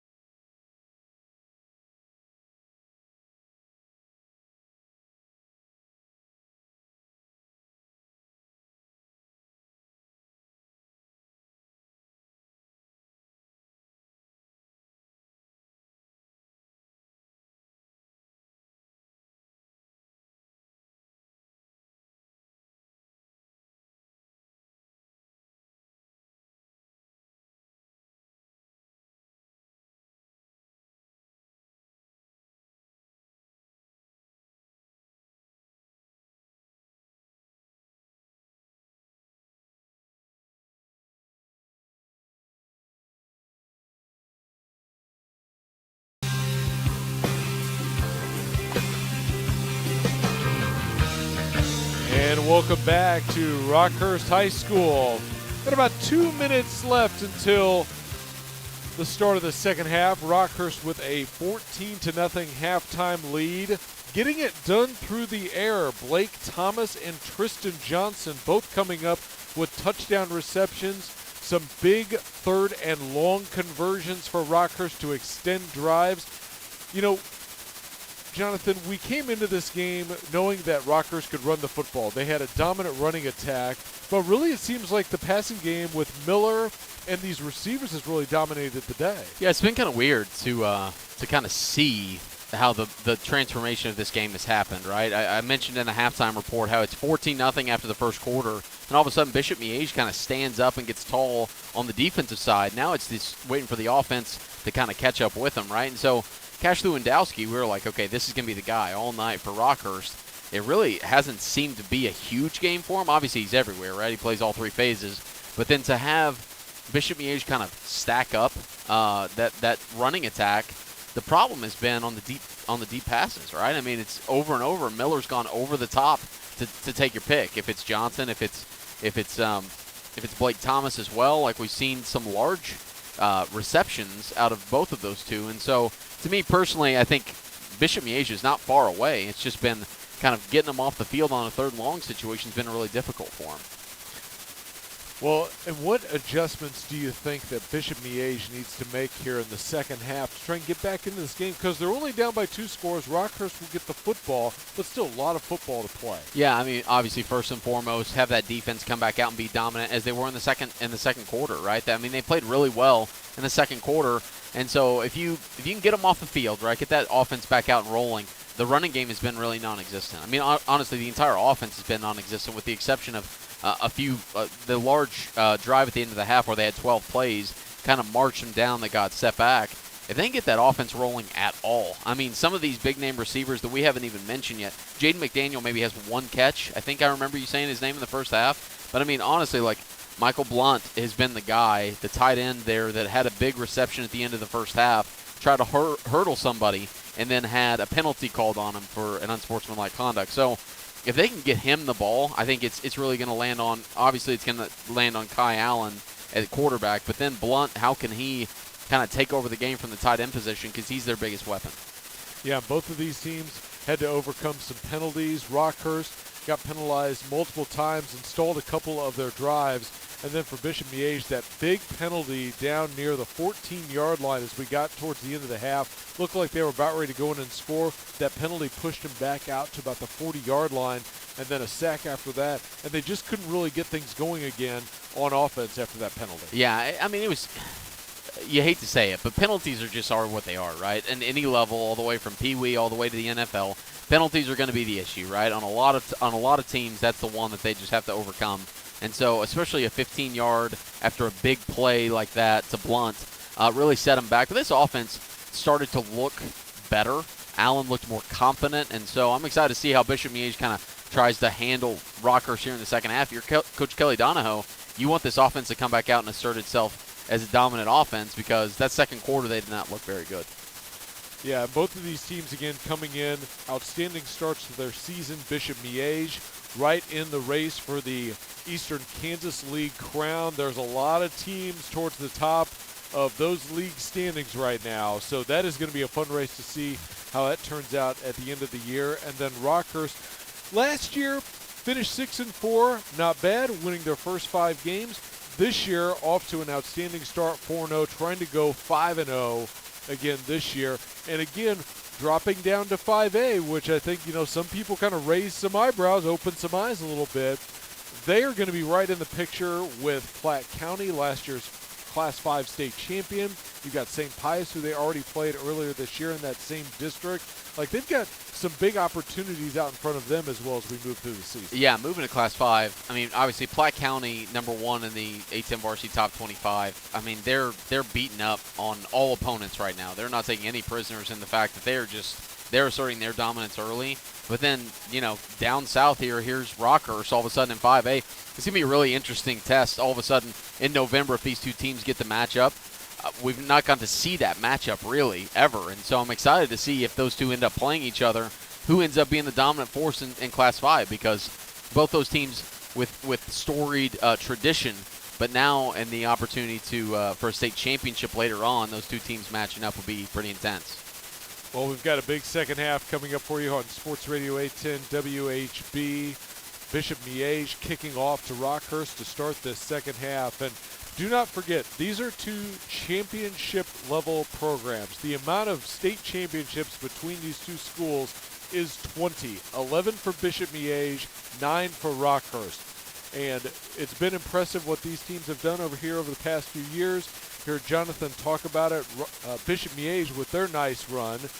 Coach Kelly Donahoe has an impressive resume as well. He's trying to win his first state championship here as the Rockhurst head coach after an outstanding head coaching career at Blue Springs. Yeah, I think Coach Kelly Donahoe, the reason why he's still coaching is he wants to bring another state title to Rockhurst. I mean, that's been his number one goal from day one whenever I saw him in 2019, and this is the pursuit of it here in 2025. As the opening kickoff, Hayes will let it bounce by him into the end zone for a Rockhurst touchback. It'll be Rockhurst football, first down and 10 after Cole Whitmore getting his first kickoff of the day. And this Rockhurst offense, which started out strong, Bishop Miege's defense rose to the challenge later in that second half to keep this lead at 2 scores. Now we'll see what adjustments the Rockhurst offense made in that first half. Yeah, I imagine Coach Kelly Donahoe is going to say, we are going to run the football because the running attack, again, like I said, did not look great in the first half. I mean, obviously in the first quarter, kind of ran things, kept things balanced, but I imagine we'll get a heavy dose of Lewandowski. Well, shotgun formation for Rockhurst. Miller will motion Thomas. A little jet pitch to Thomas running to the near side. Stiff arms a man and then taken down hard at the 18-yard line. Spun out of bounds. A flag came in out of bounds as the official moves it inside. It looked like there may have been a grab of the face mask. Yeah, I mean, it was a great play. Overall, scraping to the sideline, that's, again, the freshman Lincoln Leonard that was able to get off his block of Henry Coppinger, and then the mistake at the end of the play looks like it's going to result in a first down once we get the call. So face mask penalty against Bishop Miege. And it will remain first down for Rockhurst. Moves the ball 5 yards. It'll be first down and 5. Yeah, it's kind of nice to see the old-fashioned, the non-personal foul version of face mask. We have not gotten used to that at the college or NFL level, but the 5-yard variety just makes it first and 5. 11:54 to play, third quarter, 14-0 Rockhurst. Rockhurst with the football. Miller pitches it to Lewandowski, who gets tripped up in the backfield and then falls forward for about a yard on the right side of that offensive line. But his progress got slowed up, and now it is second down. Yeah, Pierce Butler came in out of the secondary and made a shoestring tackle to help out his defensive line there. And I think we're going to see a lot out of John Holmes here in this defensive staff is saying, we are not going to let you run the football, and honestly, we're going to try and take away both options. And so to send multiple blitzes on that one, bringing up a second down and short after the penalty. Second down and short, I formation behind Miller. They shift a man to the near side. It's a pitch to Lewandowski, who runs up the gut, gets the first down to the 31-yard line.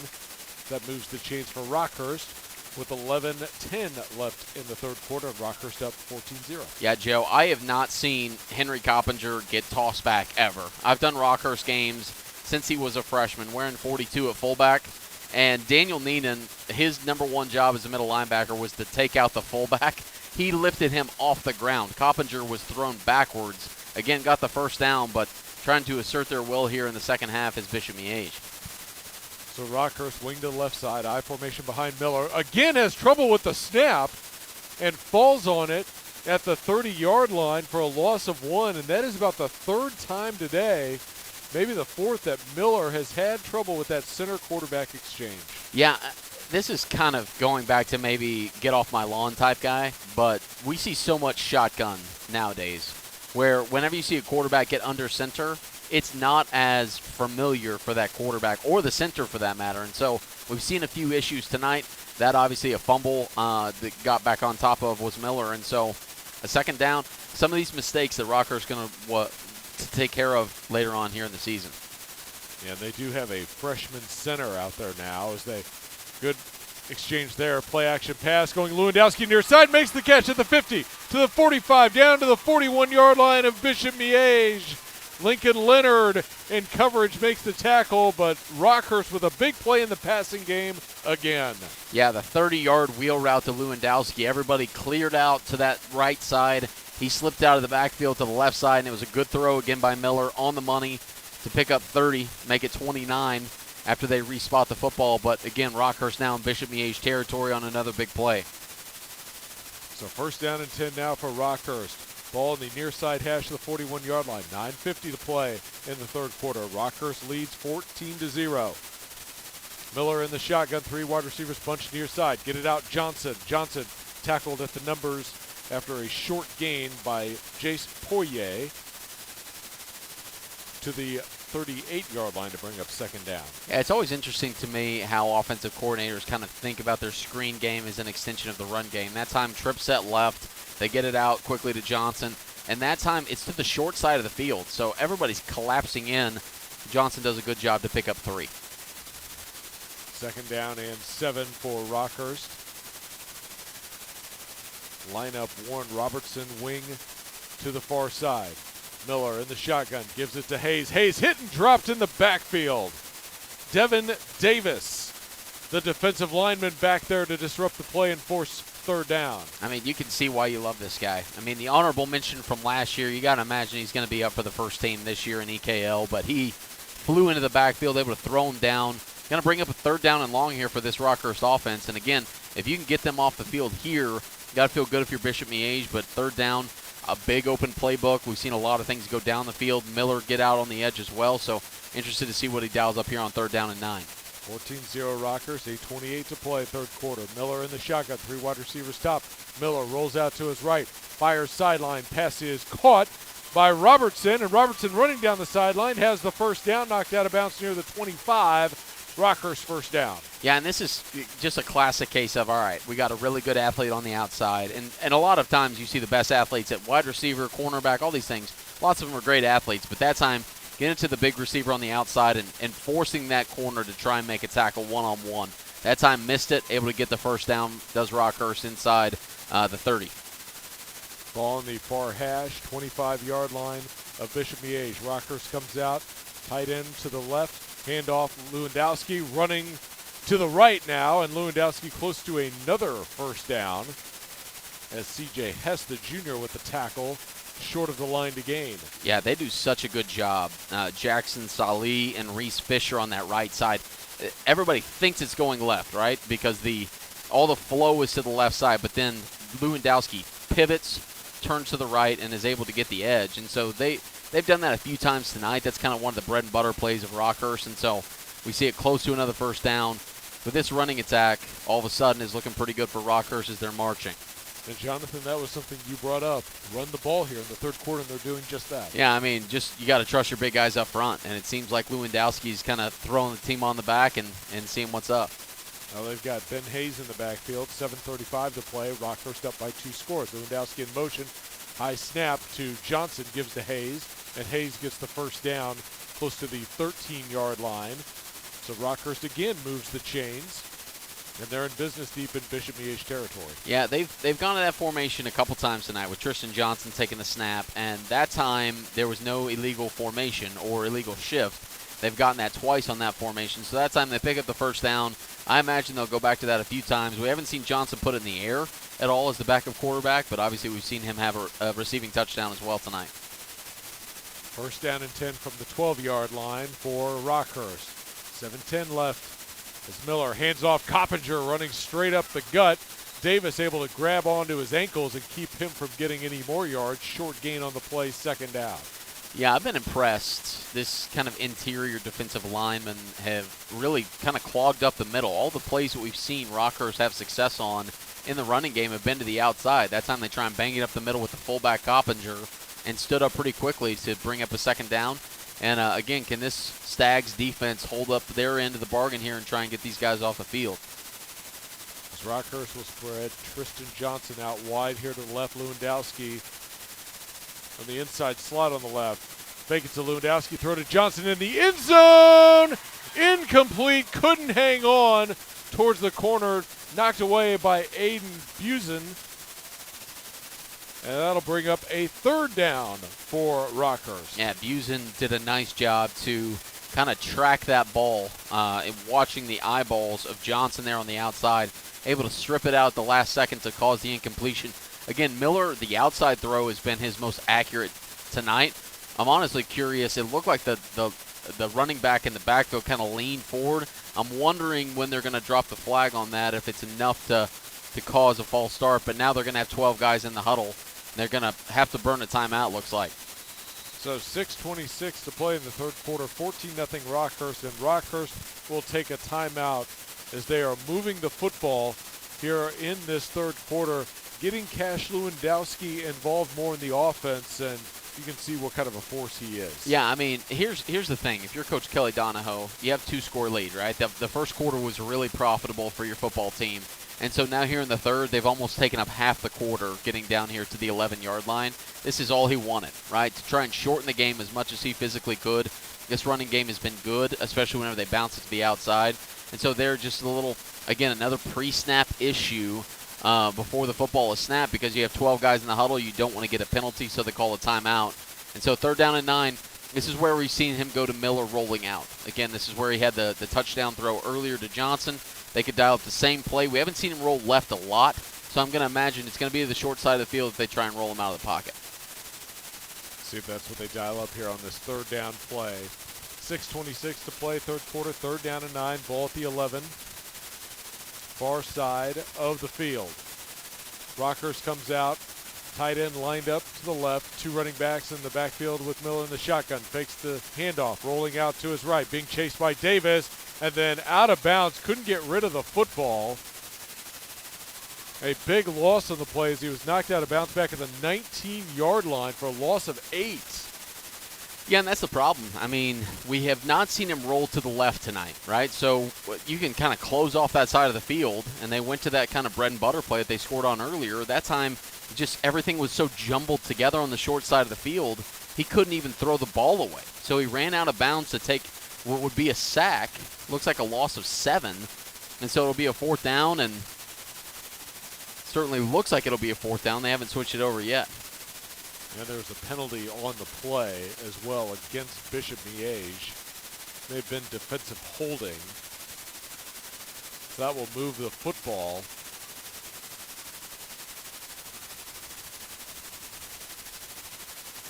As they mark it back to the 11-yard line.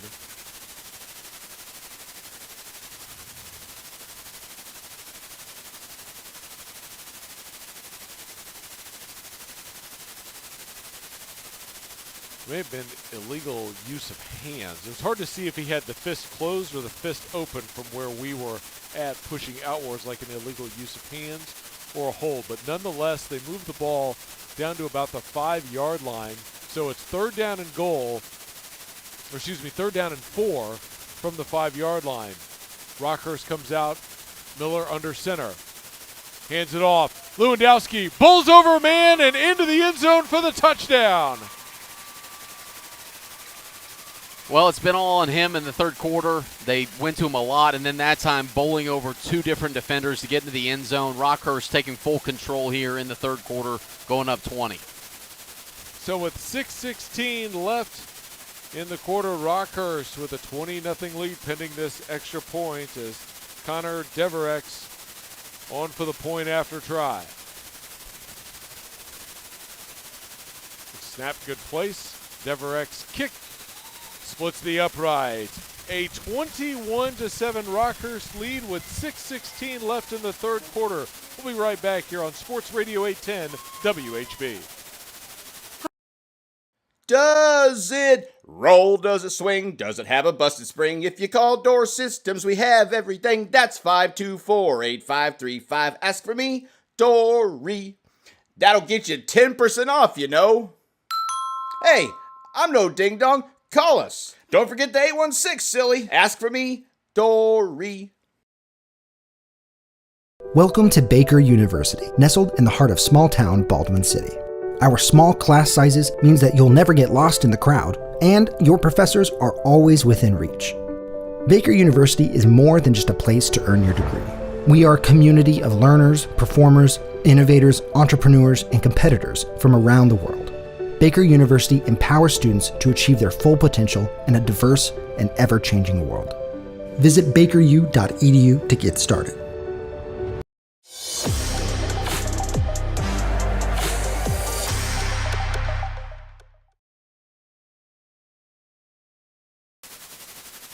As well as Jaden McDaniel, and McDaniel will watch it go over his head into the end zone for the touchback. So Rockhurst with another touchback, and now Bishop Miege with the football, down by 3 scores. Still time, though, left in this game. Yeah, certainly. I mean, now the offense has got to find the rhythm, right? They had a 12-play drive that ended up being a turnover on downs at the end of the first half, so the offense had some momentum going.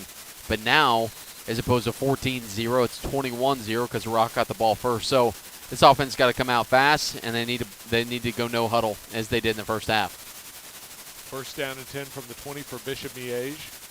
Kai Allen comes out, shotgun formation, shifts Watsky to his right.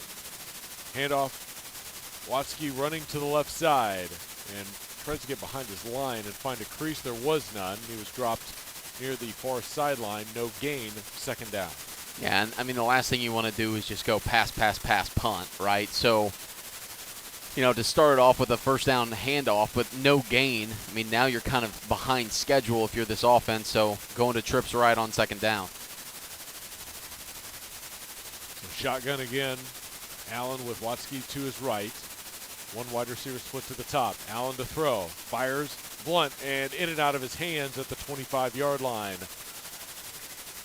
So that'll bring up a third down and 10 for Bishop Miege. Yeah, I mean, in the second half, you know, we talked about, can you get Blunt the football? I mean, he's been the guy so far. Jay McDaniel, again, only a few targets out there at that left outside receiver. So one of these guys going to have to step up here on third down, try and stay on the field. Third down and 10 from the 20-yard line, 5:39 to play. Third quarter, Bishop Miege needing to keep this drive going. Allen shotgun with trips to the near side. Allen looking middle, pump fakes, now trying to find some space. He is hit, and he is sacked. Henry Coppinger with the sack back near the 12, and it's fourth down again for Bishop Miege, and they'll be forced to punt it away. Yeah, and Allen's slow to get up. This is not good news for the Stags. As Allen will now hobble off, and you hope that he's going to be okay, as Bishop Miege already down one starting quarterback this year. Allen coming in, taking over that role after the injury, and we'll see if Allen is able to return. Joseph Yaksha on to kick it, as Lewandowski and Thomas back to receive the punt, standing at the Bishop Miege 46-yard line. Yaksha standing at his goal line. 5:17 left in the third quarter. Rockhurst 21-0 lead. Yaksha, it's a spiraling kick taken by Thomas at the 41. Thomas breaks it outside at the 35-yard line. Flag comes in. Thomas knocked out of bounds at the 30. So a good starting field position, but we'll wait for the flag. Yeah, it looks like they're going to get another hold, I would imagine. Again, kind of going against the grain there to the right side. We've already seen one punt return touchdown called back for a penalty. Looks like we're going to see another good return wiped off the board.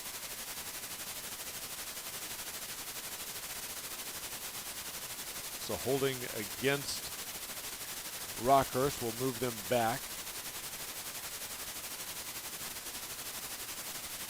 They will have a first down and 10 from the 45-yard line of Bishop Miege. And this Rockhurst team, though, good start to the third quarter. A long drive a few moments ago. Offense with the football right back. Trying to go up by 4 scores here against their rival Bishop Miege. Yeah, I mean, it's already looking grim. If you're Bishop Miege, again, now you see your quarterback kind of hobble off to the sideline, so hopefully the best for him. But now this offense, again, just trying to put this game away in the third. Rockhurst again coming out with Miller in the shotgun formation. He's got Walsh in a wing and Lewandowski to his left. Miller to throw.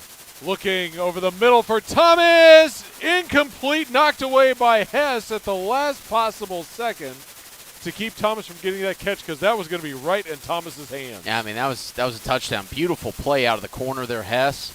And, I mean, it doesn't get much better to run with Thomas all the way down there inside the 10-yard line. Fast on fast, right? I mean, those two kids are sprinting as fast as they can, knock it out at the last second, and a good defensive play to bring up second down. 5 minutes remaining, third quarter, 21-0 Rockhurst. Rockhurst football at the Bishop Miege 45-yard line. After the long incompletion, second down as Miller comes under center with Lewandowski. Single back behind him. Walsh lined up in a wing to the right. Two wide receivers split out wide to the right. Handoff Lewandowski running straight ahead. Gets to the 40-yard line.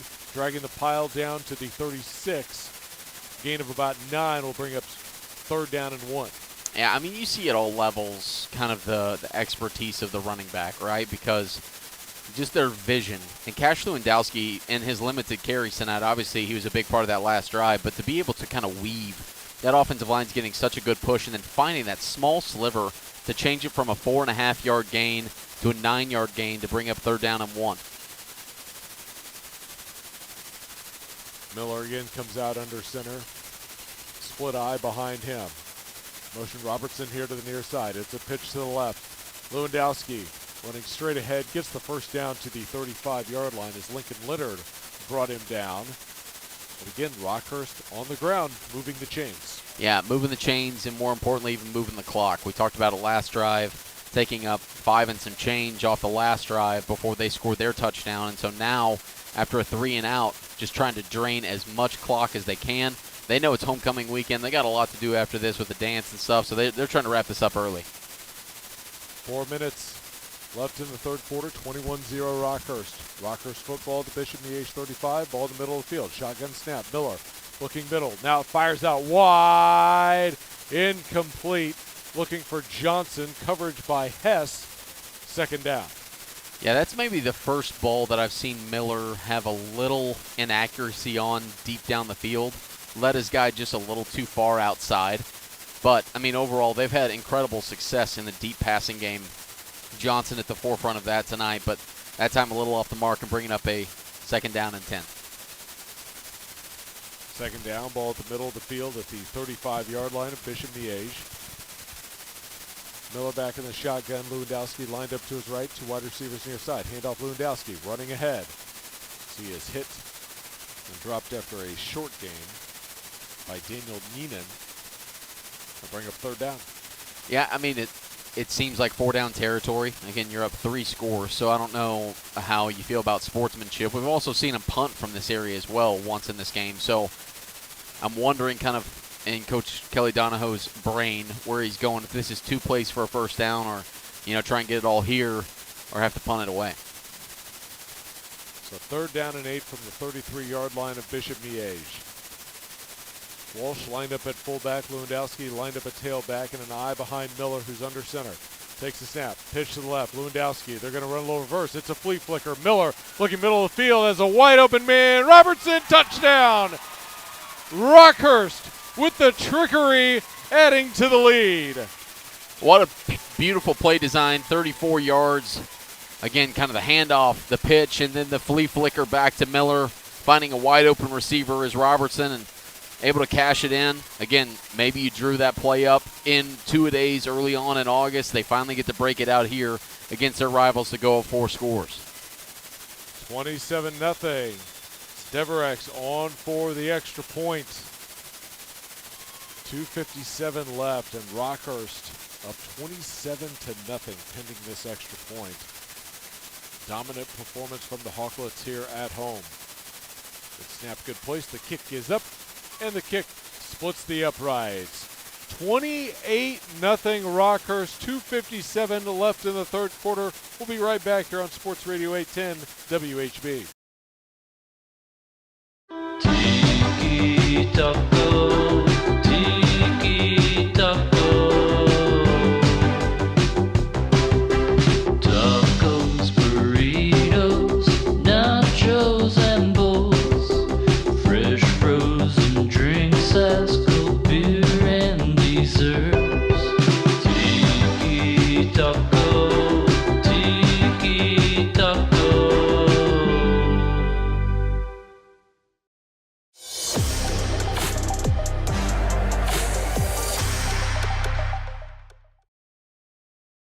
Miller found Robertson. A very fancy flea flicker at that, right? I mean, it was the reverse, or it was the handoff reverse flea flicker, and then Robertson was there kind of all alone. Was not Miller's best ball, but got to him down in time to make it 28-0. Henry Tevis, right-footed soccer-style kicker with the ball teed up at the 40. Kicked a lot of touchbacks today. This is a low line drive kick, returnable for McDaniel, but it hops over him into the end zone for the touchback. And with 2:57 to play in the third quarter, and Rockhurst up 28-0, Bishop Miege will have the football. And we have not seen a return tonight. Correct me if I'm wrong. We haven't seen a return tonight out of Bishop Miege. Their average starting field position has been their own 20, feels like, every single time, obviously after a kickoff. And so this offense really hasn't had a lot to, it hasn't been a lot of short fields for them. So only maybe one or two other times have they gotten anything other than the 20 to start the field position. So first down and 10 from the 20-yard line for Bishop Miege. New quarterback into the game, Will Scaletti, has a little trouble with the snap, and then he is drugged down by Cash Lewandowski getting into the backfield. So Kai Allen now injured for Bishop Miege, and Will Scaletti, who's thrown some passes this year and really good at extending plays with his legs into the game, but this is a tough break for Bishop Miege. Yeah, it's quarterback now. Yeah, and it's a long-term play, right? I mean, it's a long season. You got a long ways to go in Class 4 in Kansas, and so here, down 4 scores, bringing in Scaletti. As Watsky shifts to the right here on the second down and long play. Scaletti shotgun fires out wide. Pass is caught. That's Jaden McDaniel with the reception down the far side. Gets up to the 20-yard line to get back near the original line of scrimmage, and it's third down. I would argue the toughest position to play is backup quarterback, and here's the reason. If you get called in, all of a sudden, everybody else has been playing for 2 or 3 hours, have a good sweat going, you are just dry on the sideline. You might warm up a little bit, but here, down 4 scores, thrust into action. And Scaletti is another sophomore in the shotgun, looking to throw, has time. Ball's tipped in the air, intercepted by Coppinger. Running down the far side to the 5. Touchdown, Rockhurst. Just a beautiful defensive line play, getting the bat on the ball, and then Coppinger able to get the wobbly duck out of the air and take it to the house. Again, this one well out of reach at this point. Going to be a 35-point ball game if this goes through the sticks. So Rockhurst really extending the lead here in the third quarter. 2:02 left in the third, and Rockhurst leads 34-0 as Scaletti's pass picked off by Henry Coppinger for the touchdown. Now Deverex, who's been very busy on extra points. Low kick, but it does go over the crossbar for the extra point. 35-0. Rockhurst with the lead. A very impressive performance. That time the defense getting involved with the touchdown. We'll be right back. This is SSJ here to tell you more about Schlotzsky's. My name is Bree McNally. I am actually a server downtown at Grunauer. Our 15-year-old son was in an automobile accident and he was taken by ambulance to Children's Mercy Hospital. So when I called Eric, he just, was upfront about everything, let me know what the process would be. So Eric was easy to communicate with. I could Facebook Messenger him, call the office, text him, and he was always super responsive and handled everything in a timely manner.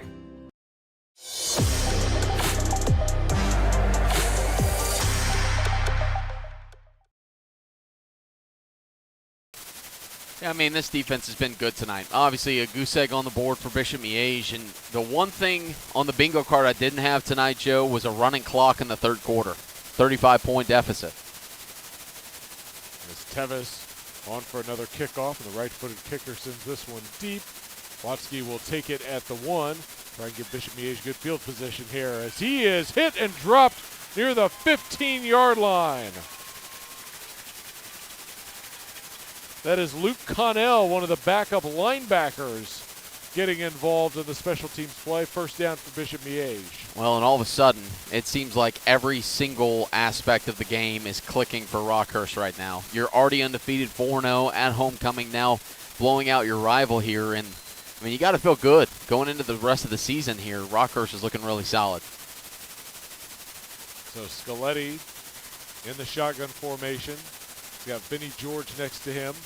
Handoff George running straight ahead. Gets out to the 20-yard line. Forward progress to the 21. Clock runs with 1:12 left, and Rockhurst up 35-0. Yeah, I mean, now at this point, it's keeping everybody healthy, right? We're going to see a lot of second-teamers, third-teamers, potentially. Both of these teams with state championship aspirations, right? I mean, this doesn't change the outlook for Bishop Miege at all. I mean, if anything, it makes you go back to the drawing board and say, okay, where can we be better? But both these teams are going to be just fine in their specific classification. Yeah, don't forget, Bishop Miege started off last year 1-7 and then ended up in the state championship game. As there's a handoff straight ahead, and George fighting for yards past the 30 to the 31-yard line, a first down carry. This clock runs with 30 seconds left in the third quarter. It's 35-0 Rockhurst. They've got it done in all three phases today. Touchdowns on the defensive side. They've got it done through the passing game and the running attack. Yeah, I mean, they've been dominant, and so far, I mean, the only things that you can clean up are really the penalties. That's kind of been their only downfall tonight. As Scaletti again in the shotgun on this first down play, handoff George. George with a big seam up the middle, and George spins his way past the 40 to the 44-yard line. Another first down for Bishop Miege. As the quarter comes to an end, 35-0. Rockhurst leads Bishop Miege. Henry Coppinger with the pick six a few moments ago. Bishop Miege football when we return. I've been playing sports all my life. Little football, basketball. Does it roll? Does it swing? Does it have a busted spring? If you call Door Systems, we have everything. That's 524-8535. Ask for me, Dory. That'll get you 10% off, you know. Hey, I'm no ding-dong. Call us. Don't forget the 816, silly. Ask for me, Dory. Welcome to Baker University, nestled in the heart of small-town Baldwin City. Our small class sizes means that you'll never get lost in the crowd, and your professors are always within reach. Baker University is more than just a place to earn your degree. We are a community of learners, performers, innovators, entrepreneurs, and competitors from around the world. Baker University empowers students to achieve their full potential in a diverse and ever-changing world. Visit bakeru.edu to get started.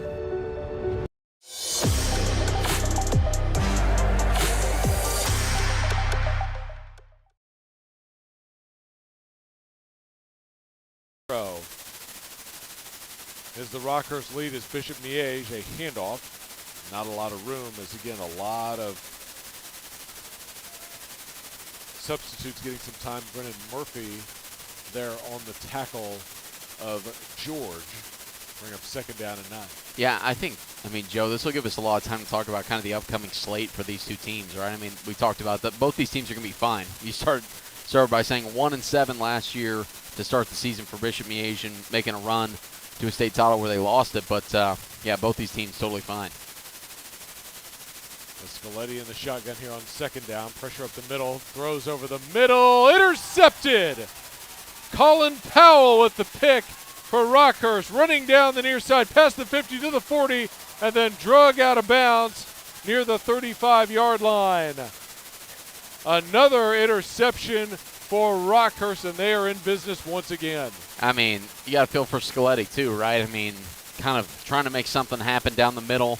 Obviously, they have prevent defense out there. Throws another interception. And now Rockhurst coming back inside the Stags 40 to start this drive. So it's been a tough one. 2 drives, 2 interceptions for the third-string quarterback.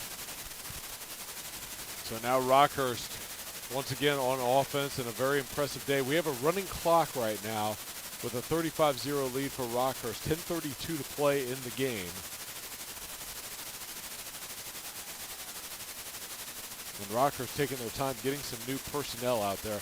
There's going to be a lot of backup JV-type players in the game now for both of these teams.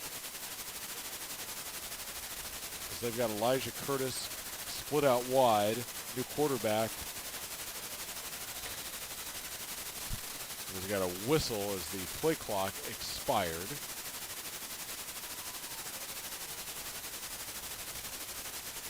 Joe Pizzi, the senior, in at quarterback now. He and Tristan Johnson wear the same number, and both are also listed as quarterbacks. So Pizzi getting some time here late in this contest with the running clock. And pretty cool opportunity for him too, right? On homecoming, getting in there as a senior quarterback. Again, probably third on the depth chart, but getting him in here, having the opportunity to run this offense for a little while. Excuse me, Joe Pitzel is the quarterback. He's got an I formation behind him. They're on this first down and 15 after the penalty. Pitched out to Hayes. Hayes running to the left side. Breaks a couple tackles. Then Hayes to the edge of the 35 to the 30. Down to the 25. Tripped up at the 21-yard line. First down. And a Bishop Miege player is down on the far side at the 23-yard line. Yeah, again, the last thing you want in a insurmountable lead for Rockhurst is to lose another one of your main characters if you're Bishop Miege. Tough break for Bishop Miege. And the injuries were a big story for both of these teams coming into this game. This game has been a rivalry game over the years, big in the 1980s. They didn't play it for a while, and then several years ago, both teams got together, started playing this matchup again, and the fan base is absolutely loving having this game once again, as looked like the injured Bishop Miege Stagg was able to get up and walk off on his own power, so that's a good sign for Bishop Miege. Yeah, and they had a holding call that'll set Rockhurst back. But yeah, I mean, just the return of this rivalry, to know that these two teams, that again, a lot of these people know each other. They maybe go to church together on Sundays, and so then to have each other on Friday nights, maybe across the football field or across the even the offensive, defensive linemen as well. But again, Rockhurst winning 5 out of 7 in the last 7 matchups since they restarted this rivalry, and 4 wins for the away team was the one thing that I kind of caught wind on as well. So Pitzel under center, I formation behind him. Clock running with 9:22 left in the game.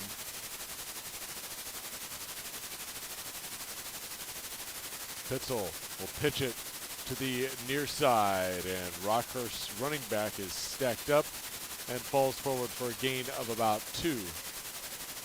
And by the way, it kind of got washed into the injury timeout as well as the holding penalty. But Ben Hayes, the backup running back for Rockhurst, he's gotten some runs tonight. He looked really good. I mean, as a sophomore, this is the finding out period for Coach Kelly Donahoe and this staff of who's going to be your next squad up, right? And so, seen a lot out of Hayes tonight that I've really enjoyed.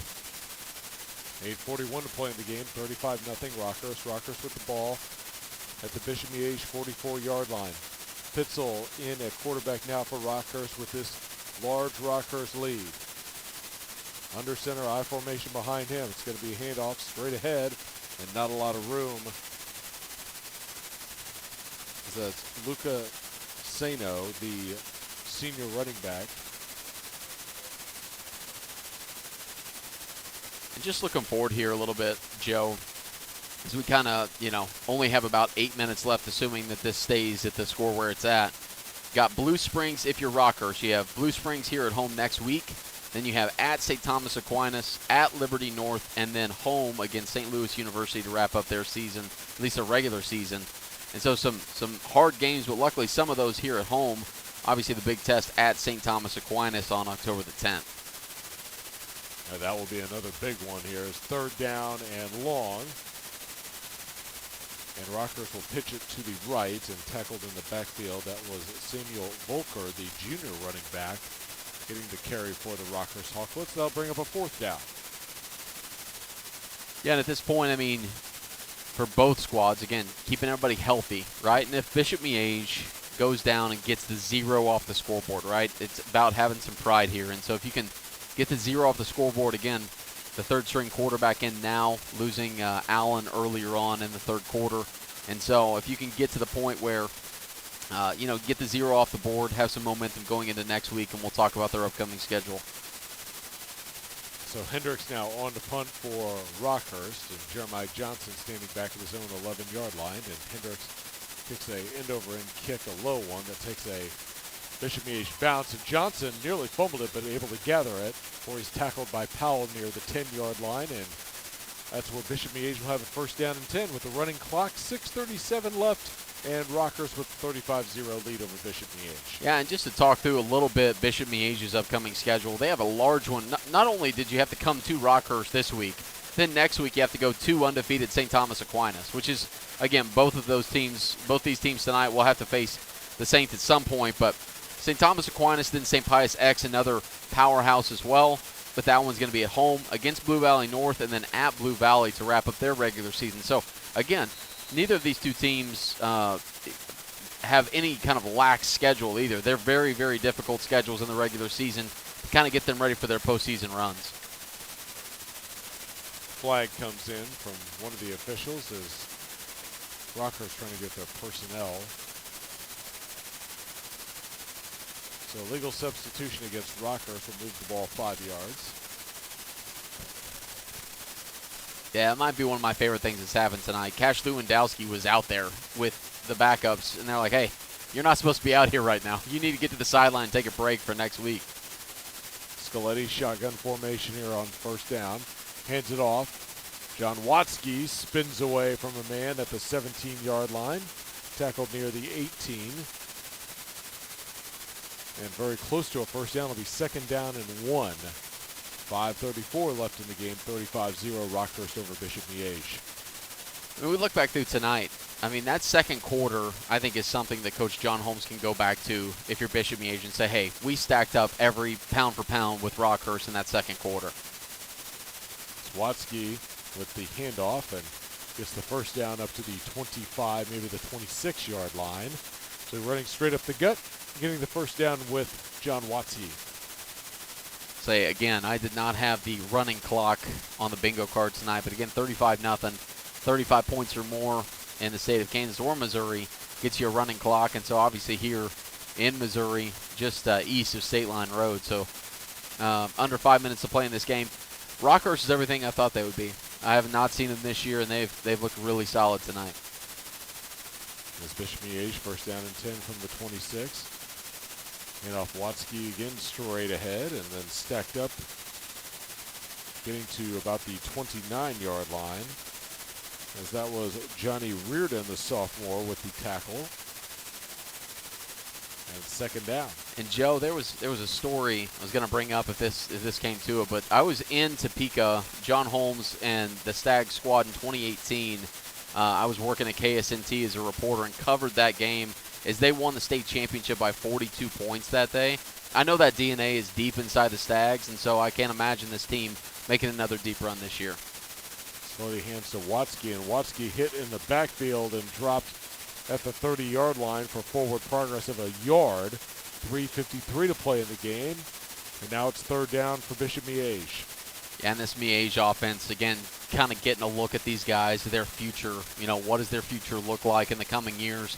A lot of these backups trying to make an impression. Again, this Rockhurst backup defense as well, so it's good to see these guys getting playing time, obviously, but then to know, like, hey, these guys are going to be out here for the next couple of years for both these teams. It's now third down and 6, 3:26 left in the game. Rockhurst lead 35-0. Bishop Miege, though, on this third down. Scaletti rolling out to his right, under pressure, flips it, middle of the field, almost intercepted. As again, Rockhurst, they've already picked off 2 Scaletti passes, about had a third there. As J.P. Stegall, the junior, nearly coming up with that interception. It's always tough. I mean, we talk about it at length whenever it's starter v. starter of rolling to the right, getting back to your left side is so difficult. Again, Scaletti just trying to make something happen, brings up a fourth down, and they're going to punt this one away.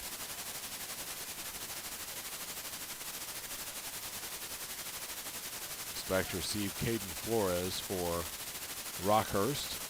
Some pressure on the punt. Good punt, spiraling kick will drive him back, and it will take a Bishop Miege bounce as he gets away from near the near side all the way down to the 17-yard line. So 2:22 left in the game.